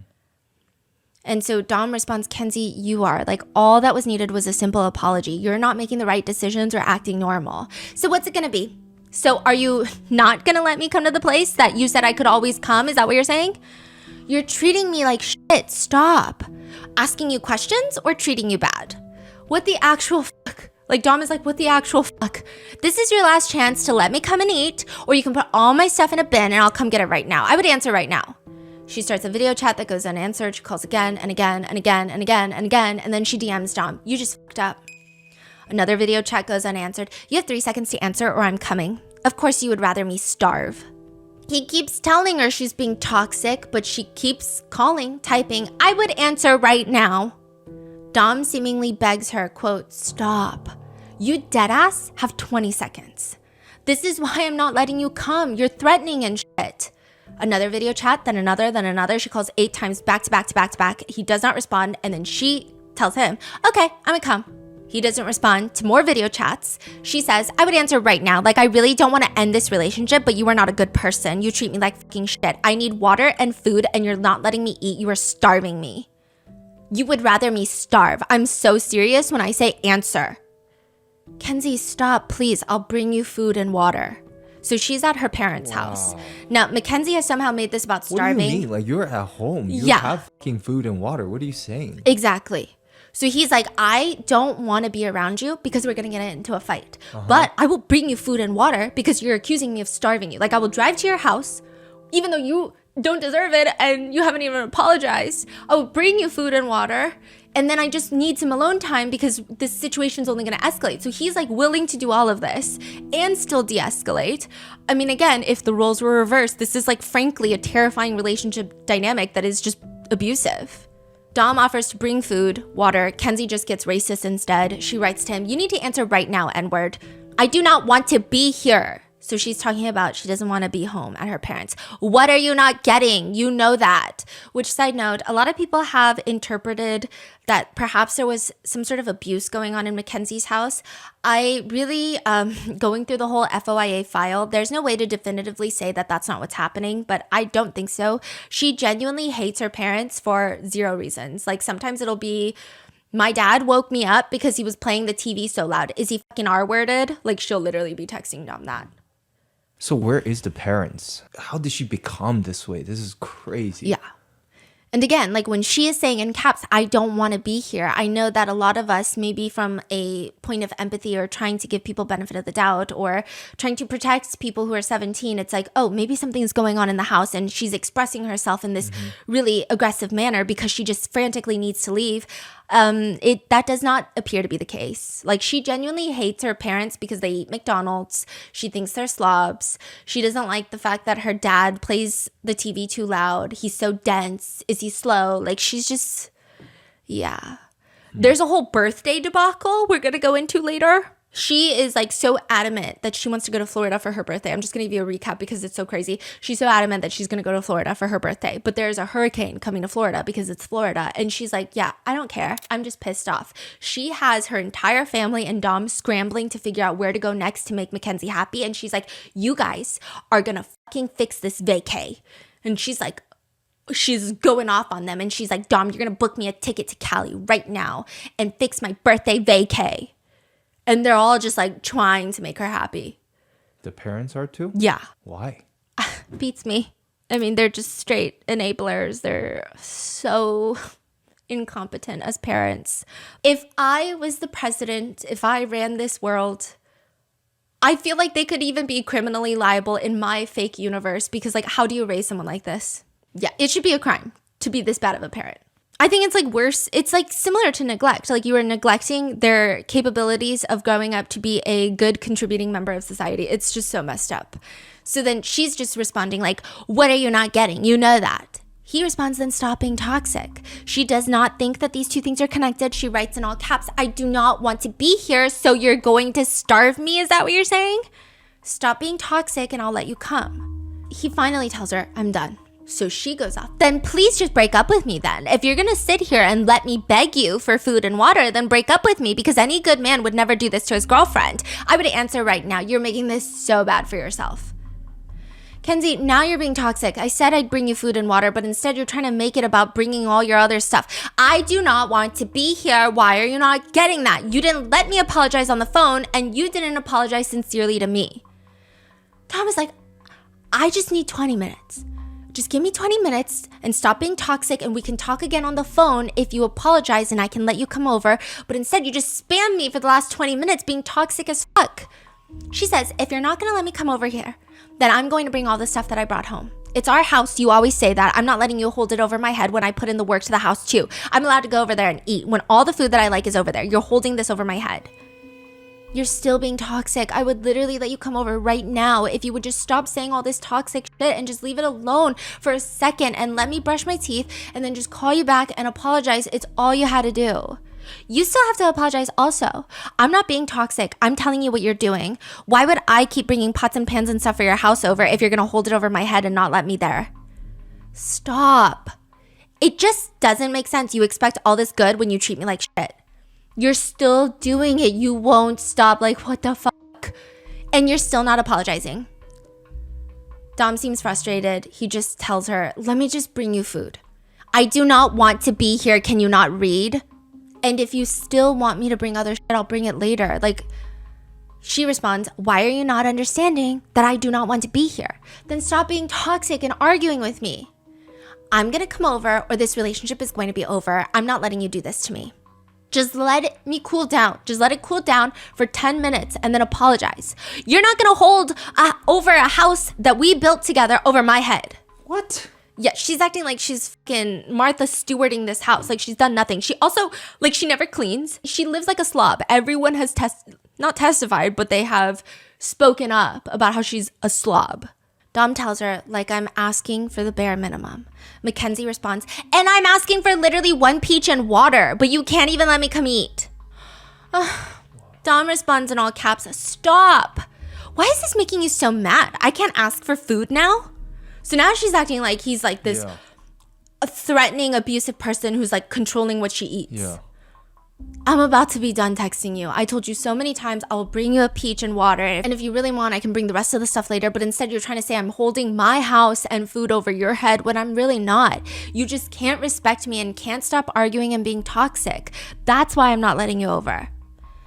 This is when she finally apologizes a little bit. Not really. She says, obviously, I'm sorry for calling you names. My life was literally going to shit, and so many things were happening, which obviously you don't care about. I didn't mean anything that I called you because you didn't mean what you said. I'm not being toxic, and I'm respecting you. I've done nothing disrespectful except ask you for food. You're still not understanding that I do not want to be here, and you're still offering to bring me food somewhere where I don't want it, when I could literally come there and eat. Why are you doing this? You are treating me like fucking shit right now. If this old pattern is going to keep happening, then I don't know if I can do this anymore. Dom tries to set boundaries, which, like, that was not even an apology, by the way. Okay, Dom tries to set boundaries for the trillionth time.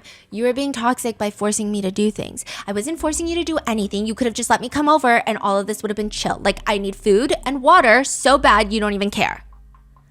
Dom responds with what Mackenzie was forcing him to do. He says, you're not letting me get off the phone, not apologizing when I said that all you had to do to come over was just apologize or leave me alone for a little bit to cool down. But instead, you said you can't apologize. And then you said that I have to bring you all your things when I said that I could bring you a peach and water. But I was only saying that because you were going to apologize. See, you're making it a loop because every single time I was telling you to apologize, you were saying no. And then I was saying, well, let me bring you food and water and a peach. And then you were saying, oh, I'm holding the house over your head. I'm holding food over your head. When all I wanted was an apology so that, you know, for you to just come from you to keep saying, but then you keep saying, I don't care, that you just need food and water, but I've been trying to bring it to you this whole time and you just keep arguing with me. See how you're still being toxic?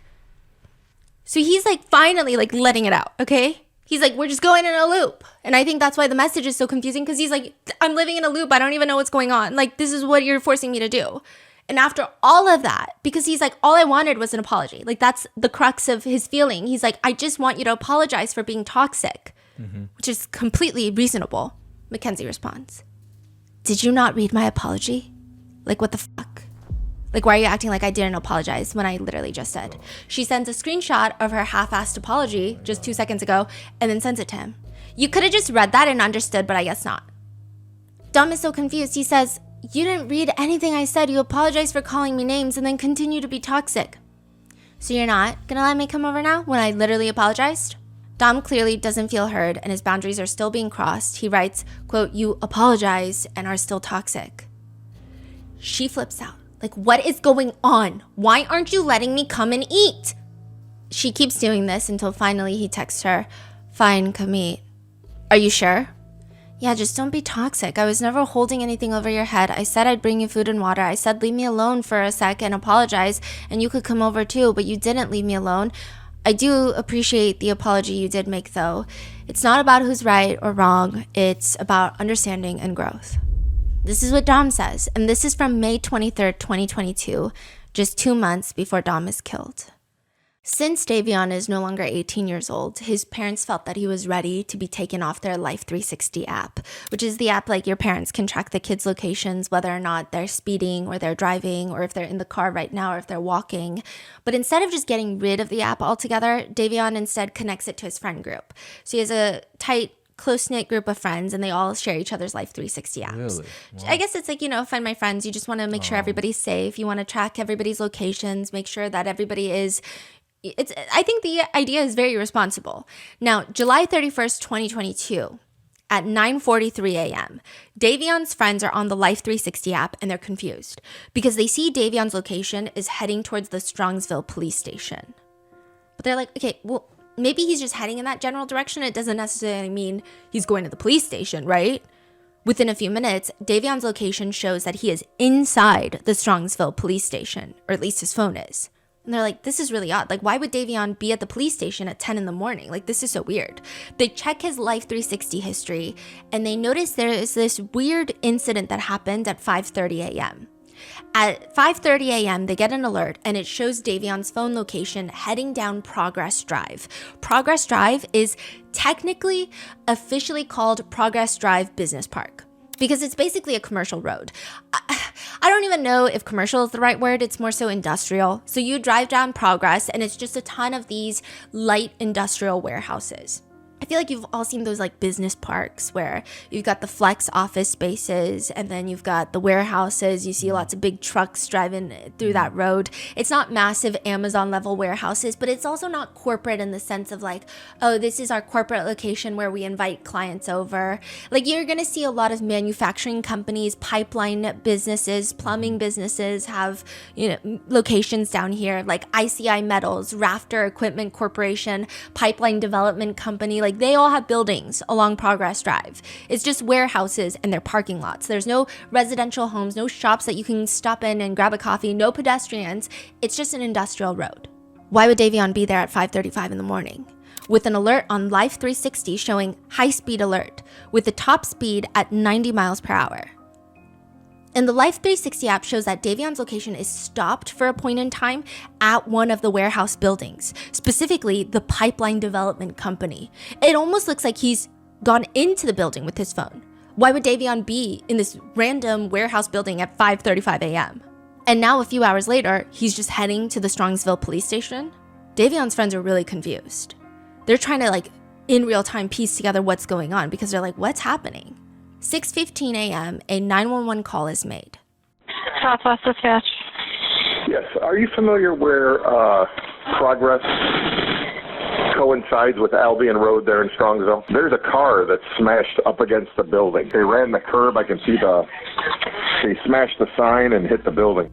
There's a car that's smashed up against the building. I didn't go up to it because I was on my motorcycle. I don't know if I'd get stuck, but they ran the curb. I can see they smashed the sign and hit the building. The car is trashed. That's the direct 911 call. When the first responding officer arrives at the end of Progress Drive, so this is kind of a dead-end zone. Progress Drive, you make a right turn from the main road of Pearl, and you make a right turn onto Progress, or at least that's what Mackenzie did. And it's like this half-mile drive. It's, some people call it like a straight shot, but it's not really. There are gentle curves along this road, and the road is pretty fucked up. I mean, it's an industrial road. First of all, it's actually one of the older roads in the city, but it's an industrial road, so you have lots of heavy trucks and machinery driving past it, so the concrete on the pavement is not very level. And I guess the city is thinking, well, we don't really have a lot of people driving through this. This is like an industrial area, and it's probably going to get messed up anyway, so they haven't really fixed it. So it's kind of a bumpy drive.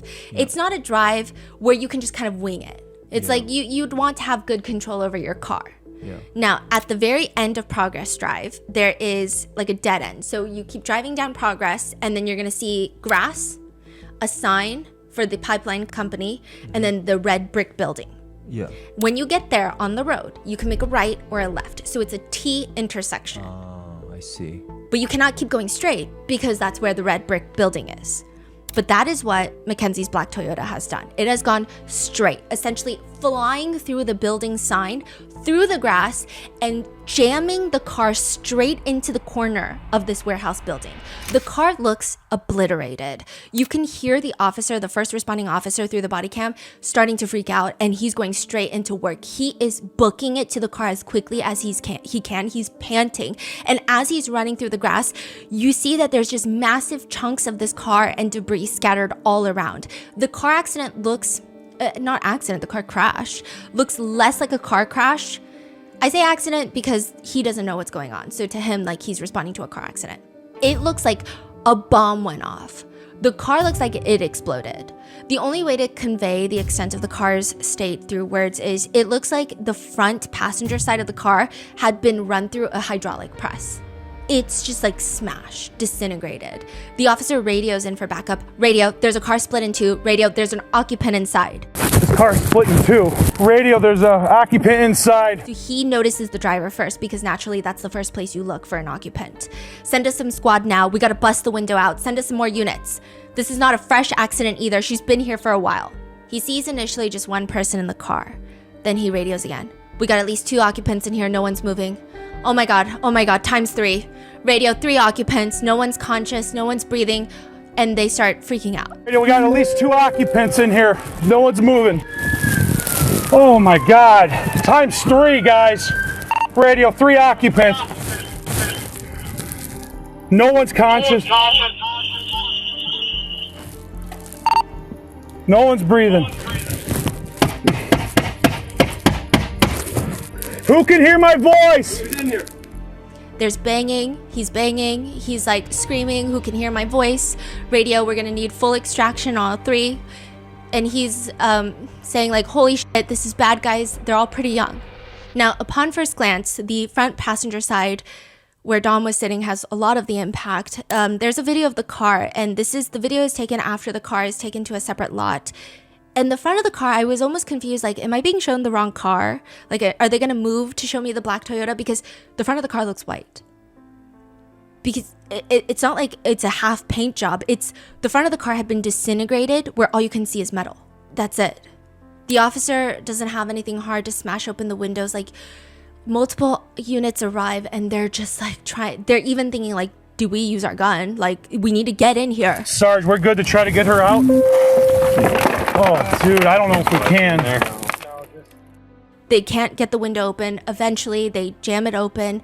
And once they get into the car, they can quickly tell that 2 of them are not going to make it. Oh my god. Oh yeah, they're all pretty young.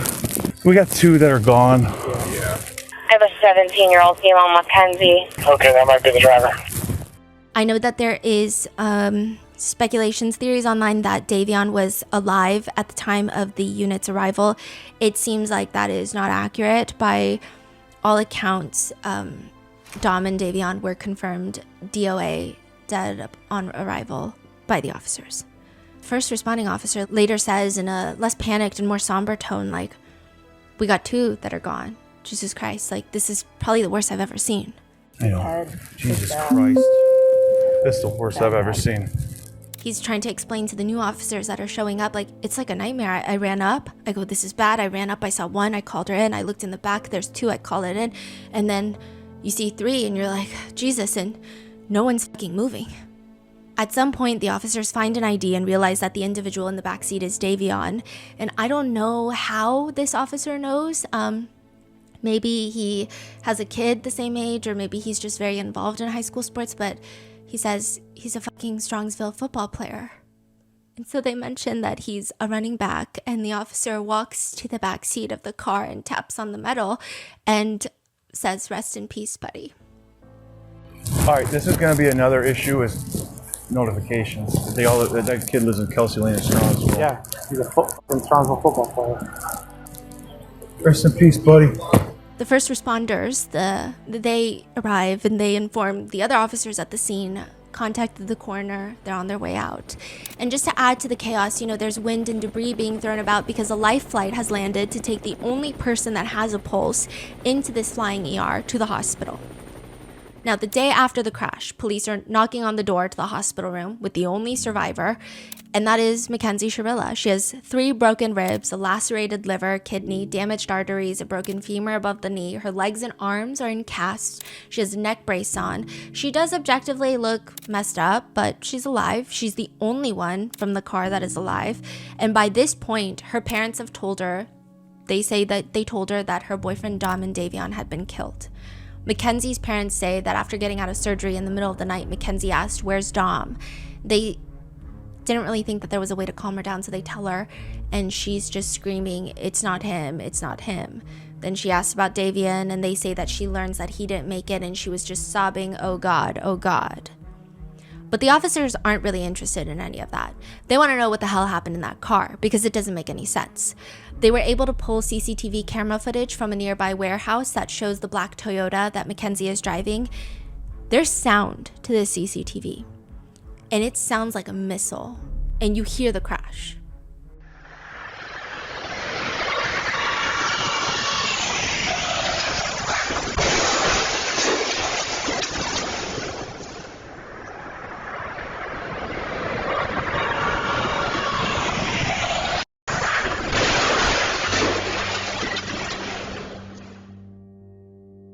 I will say that there are TikToks going around that they enhance the audio and you can hear one of the boys screaming, "Mackenzie, no." That does not appear to be true at all. It would have been in the police reports. It would have been talked about during the trial. But you can hear the car and it's going fast and you hear it crash. It sounds bad. There is no feasible reason that the officers can think of what would cause Mackenzie to drive in this manner. Like, this is not a road that is easy to speed on. It's an industrial road with a speed limit of 35 miles per hour. Not saying that you can't speed over the speed limit, but it's like a pretty bumpy road. So one of the officers actually got into his cruiser and he went around 55 in his cruiser. And he said like the wheel was shaking because, like I said, the road, the concrete is kind of messed up. It's an industrial road. So he's like, to be able to maneuver, because it's not like they were going all over the place. It's like a straight shot missile. It's not like she's, driving and swerving and hitting things and hitting the curb and then slamming into the building. It's like, it almost looks like you'd have to be pretty in control of the vehicle, which also they think that means if someone blacked out or passed out or were so drunk, this is not a road that you can maneuver before straight shotting it into the building. They're like, if she was drunk on progress, she would have hit something else first. And they pull another version of CCTV camera. So remember, Pearl is the main road of Strongsville. Progress, you turn right. So you're on Pearl, then you make a right onto Progress. They pull CCTV camera from that road. And Mackenzie, when she does that right turn, her blinker's on, she slows down, and she has a controlled right turn. And then within the span of like half a mile, suddenly she loses control of the car, and then speed shots it almost 100 miles per hour straight into the building. So like nothing makes sense. I think initially when the police got there, they're thinking, okay, young kids, we found shrooms on Mackenzie. They found a quartz Ziploc bag of shrooms on Mackenzie's person, along with a digital scale. So they're thinking maybe this is impaired driving. But when they get all the CCTV camera, they're like, that doesn't make sense. How are you driving completely normally and completely safe, and then all of a sudden you cannot drive? With the argument essentially being, okay, so if Mackenzie is impaired, she's somehow managing to drive with the skill of like an F1 driver straight into a building.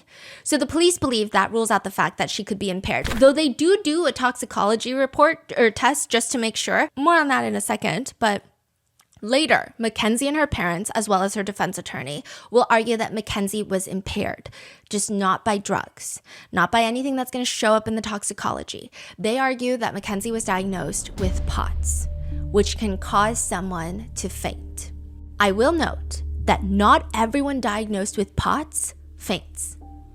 It's actually, like, this is a very misrepresented diagnosis. In fact, that's a point of frustration with a lot of people who are diagnosed with POTS, is that everyone assumes that they pass out when it's not even part of the diagnostic criteria.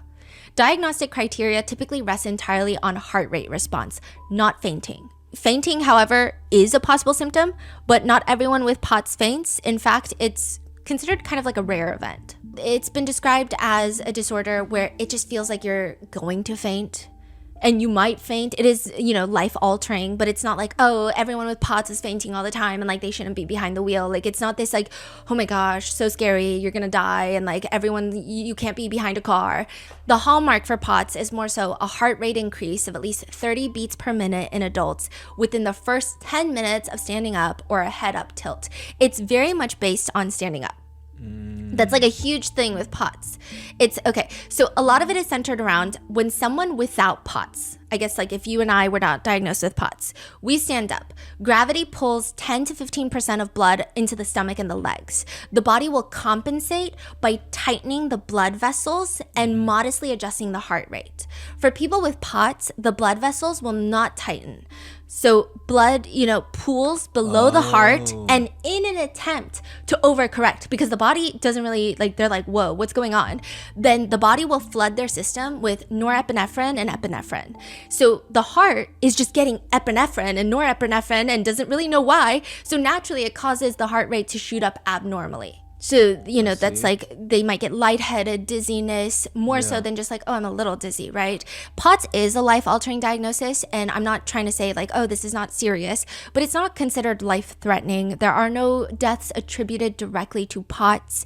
I think that's a huge thing that people in the POTS community feel like the stigma is a lot, especially with driving. And I was actually on the POTS subreddit, and they really hate Mackenzie, it seems, because a lot of them, most of them have been diagnosed with POTS for decades. A lot of them say they've never fainted.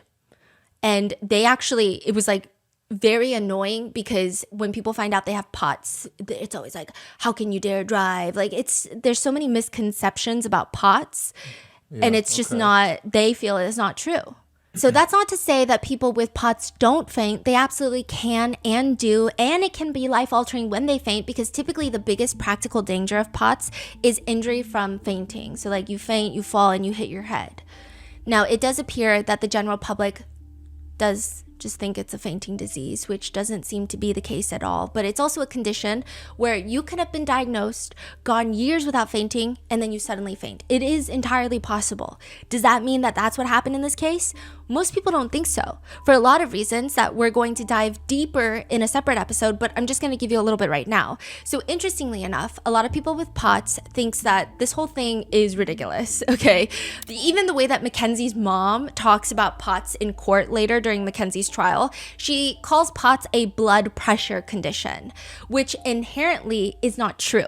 So when your blood pressure drops, that's when people faint.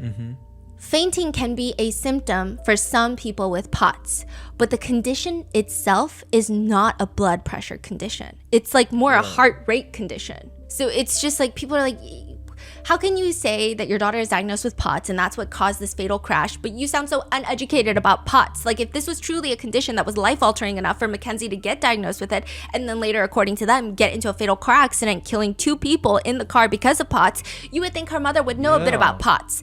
But she calls it a blood pressure condition in court, which is inherently not true. Blood pressure, again, plays a role, but it's not a blood pressure condition. If you go on the POTS subreddit, you'll actually see a lot of people who argue that had this been a POTS-related episode, it's more likely that her body would go limp rather than floor the pedal all the way straight into the wall. So they're saying like when you faint, it's more likely with POTS that your body goes limp. I see. One person literally comments, she's so fucking stupid. If this were a POTS episode, the exact opposite would happen. There are also speculations that her diagnosis could have come from the fact that she was engaged in super heavy drug use, and she does appear to be low on the BMI scale. So feeling lightheaded upon standing is not always POTS. It could be because you're malnourished or your BMI is too low. It could be heavy drug usage. It could be low iron. It could be lots of things. But again, like with POTS diagnosis, that's why a lot of people, again, are in the community upset. There's a lot of specific criteria. Usually the gold standard is a tilt test. They like strap you to this board and they put you in a direction which would simulate standing up. And they keep you there for like 10 minutes while they're watching your heart rate and all of these things. But she gets diagnosed in 2017 because she apparently like fainted in the kitchen. Her mom takes her to the Cleveland Clinic and she's prescribed salt tabs and is diagnosed with POTS. And then it just seems like nothing ever happens. Like they don't get follow-ups, they don't do further diagnostic testing, at least that it's not revealed in court. I don't have her medical records, but I would assume that the defense would have used it.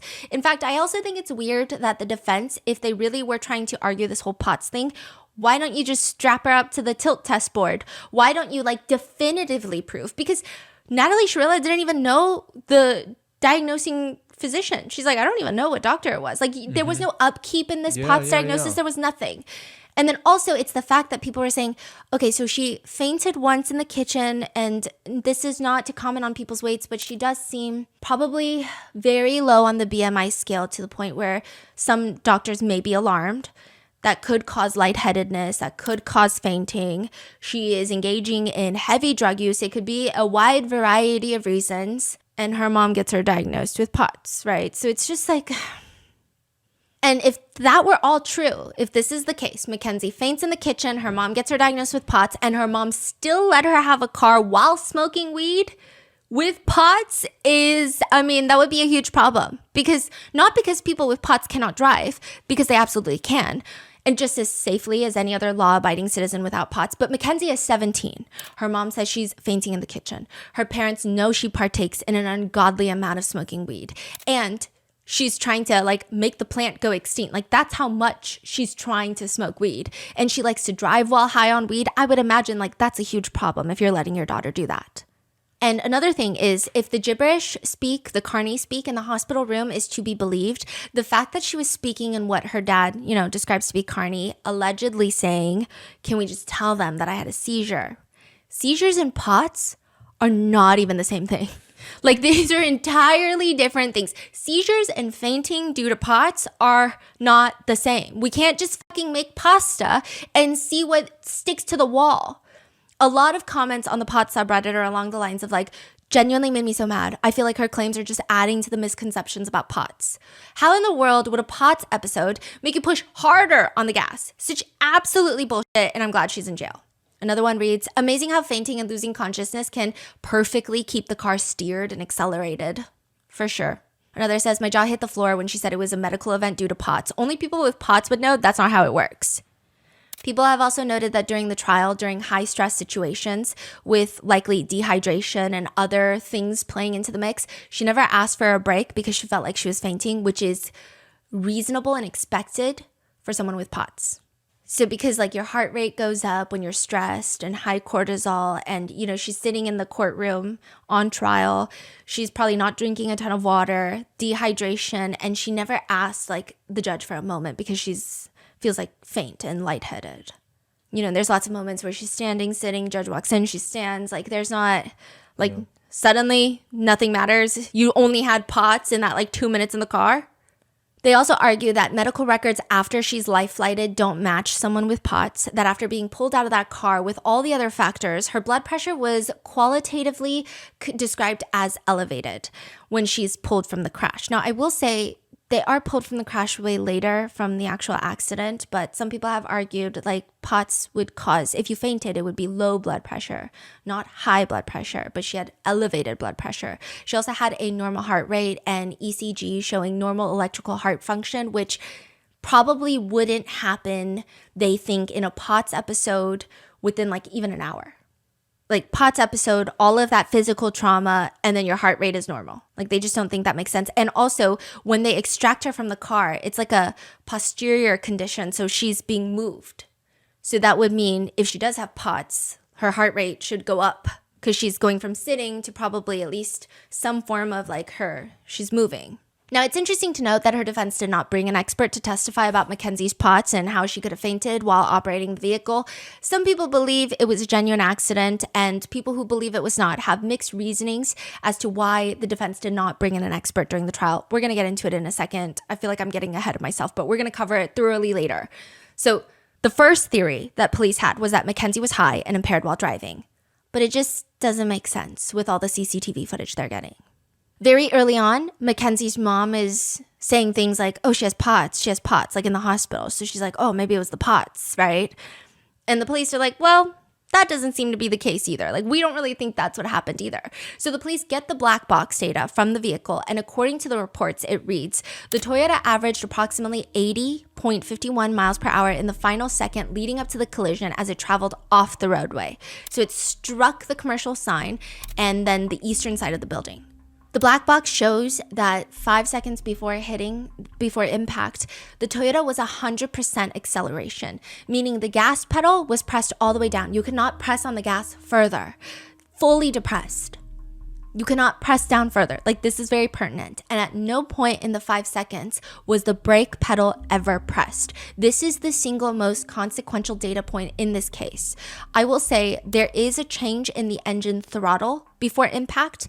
That is argued that the car was airborne. So when it hit the curb, I'm not saying it flew, but it was off the ground, and that will naturally impact the throttle engine readings. But the brake was never pressed. Within the final seconds, there is a small right turn of the steering wheel, then a small left turn, and then a significant right turn of 142 degrees of the steering wheel. 1 second before the crash, the gear shift is moved to neutral and then moved back to drive. Now, this is done manually. This does not slip on its own. There's nothing in the black box that would show that the car would initiate or engage some sort of protection mode or safety feature where it would go to neutral, then back to drive. So like something is happening with the gear shift physically, manually in the car. The car was also found to not have any malfunctions or mechanical errors that could have caused this. Now, I say this with a lot of cases. If anyone truly believes that in a case, a car malfunction is the cause of death or deaths, I think a wrongful death suit demanding tens of millions of dollars will be knocking on the car manufacturer's door. Like, that is my opinion, obviously, but I think that is a strong thing. So the black box data shows there's no malfunctioning of the vehicle. I will note there have been conversations online about whether or not Toyota had acceleration issues in the past. So some people are like, oh yeah, Toyota had this thing where it would just freaking accelerate even if when you didn't want it to.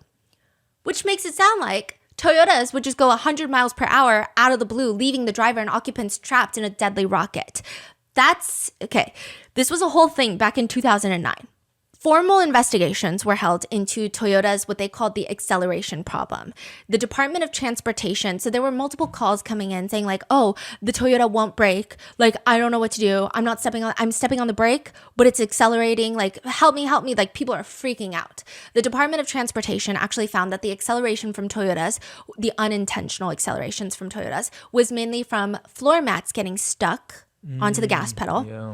And more often than not, drivers who inadvertently press the gas pedal thinking they were pressing the brakes and then panicking, but a lot of it was user error. Toyota did a massive recall because they thought the financial loss was better than fighting public opinion. There's a whole revisionist history episode on it that I would probably recommend. NASA engineers also helped investigate, and the findings were NASA found no evidence that a malfunction in electronics caused large unintended accelerations.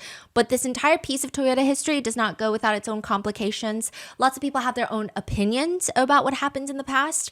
There were fatalities connected to what has been dubbed like the unintended acceleration crisis. But there are also conspiracies. A lot of people believe that this was propaganda by American car manufacturers to sow fear in foreign-made cars. Others believe that Toyota paid the fine, so they must have known something was messed up with the cars. I do think like there was like some allegation of like sticky gas pedals, but it's just I'm just giving you a summary of the mixed feelings that people have. I will note that while diving into these conversations, though, even on Reddit, Toyota has at least anecdotally ranked as a very well-trusted car brand.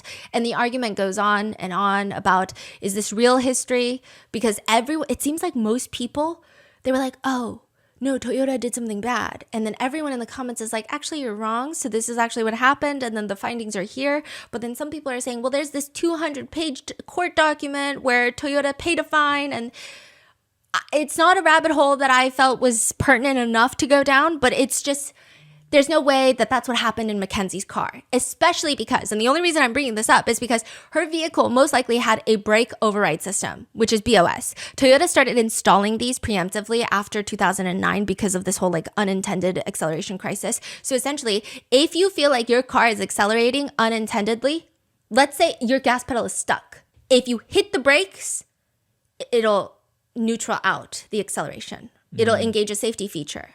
Yeah. So you'll just be idle. Because you're hitting both, technically, right? Oh, okay.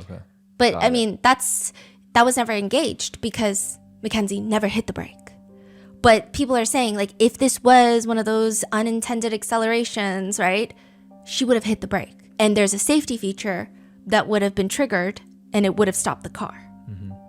It's pertinent to the case because there is a picture of a fuzzy Prada slipper found stuck under the acceleration pedal in the crashed Toyota. A lot of people wonder, is this another unintended acceleration issue? Again, no, because the brakes were never hit. Toyotas have that safety feature that's been put in. And the prosecutor says, we got back the lab results and in his professional opinion, the expert stated, the slipper was stuck to the floorboard because of the impact. Like when the car was crushed. The floorboard had actually crumbled around the slipper, so it had no contribution to the crash. It was simply a result of the crash. But let's say you don't trust the prosecutor or his opinions. Still, the BOS system. Prada slipper gets stuck. If she hits the brakes, the BOS system would have been engaged and it would have stopped the car. So if it's not impaired driving, if it's not POTS, if it's not a car malfunction, if it's not an acceleration pedal that's stuck, what is it? And why did the car go to neutral, then go to drive? Why was the steering wheel yanked to the right? The prosecutor says it was chilling. If anybody was awake and alert inside that car, what a horrific last few seconds they endured. It is hard to comprehend that someone could just drive into a wall at that kind of speed. It is widely believed that Dom and Davion were trying to save their lives in the last few moments. And perhaps there was one of the boys had tried to put the car in neutral to slow it down. It gets put back into drive. Maybe they're trying to take over the steering wheel. Another thing to note is the two boys were not found with their seatbelts on. Lots of people have reported that they always wear seatbelts, so they think they took it off to try and stop the car. And interestingly enough, Mackenzie, who I've watched so many of her videos of her driving under the influence, she almost never wears a seatbelt. But the day of the crash, she's wearing a seatbelt. She's the only one out of the three? Yeah. Look at that spread game, for real though. It's insane. So with that being said, that is part 1 of the Mackenzie Shirilla case. Stay tuned for the next few parts because we think that this is just the surface. Let me know in the comments what are your thoughts and I'll see you in the next one. Bye.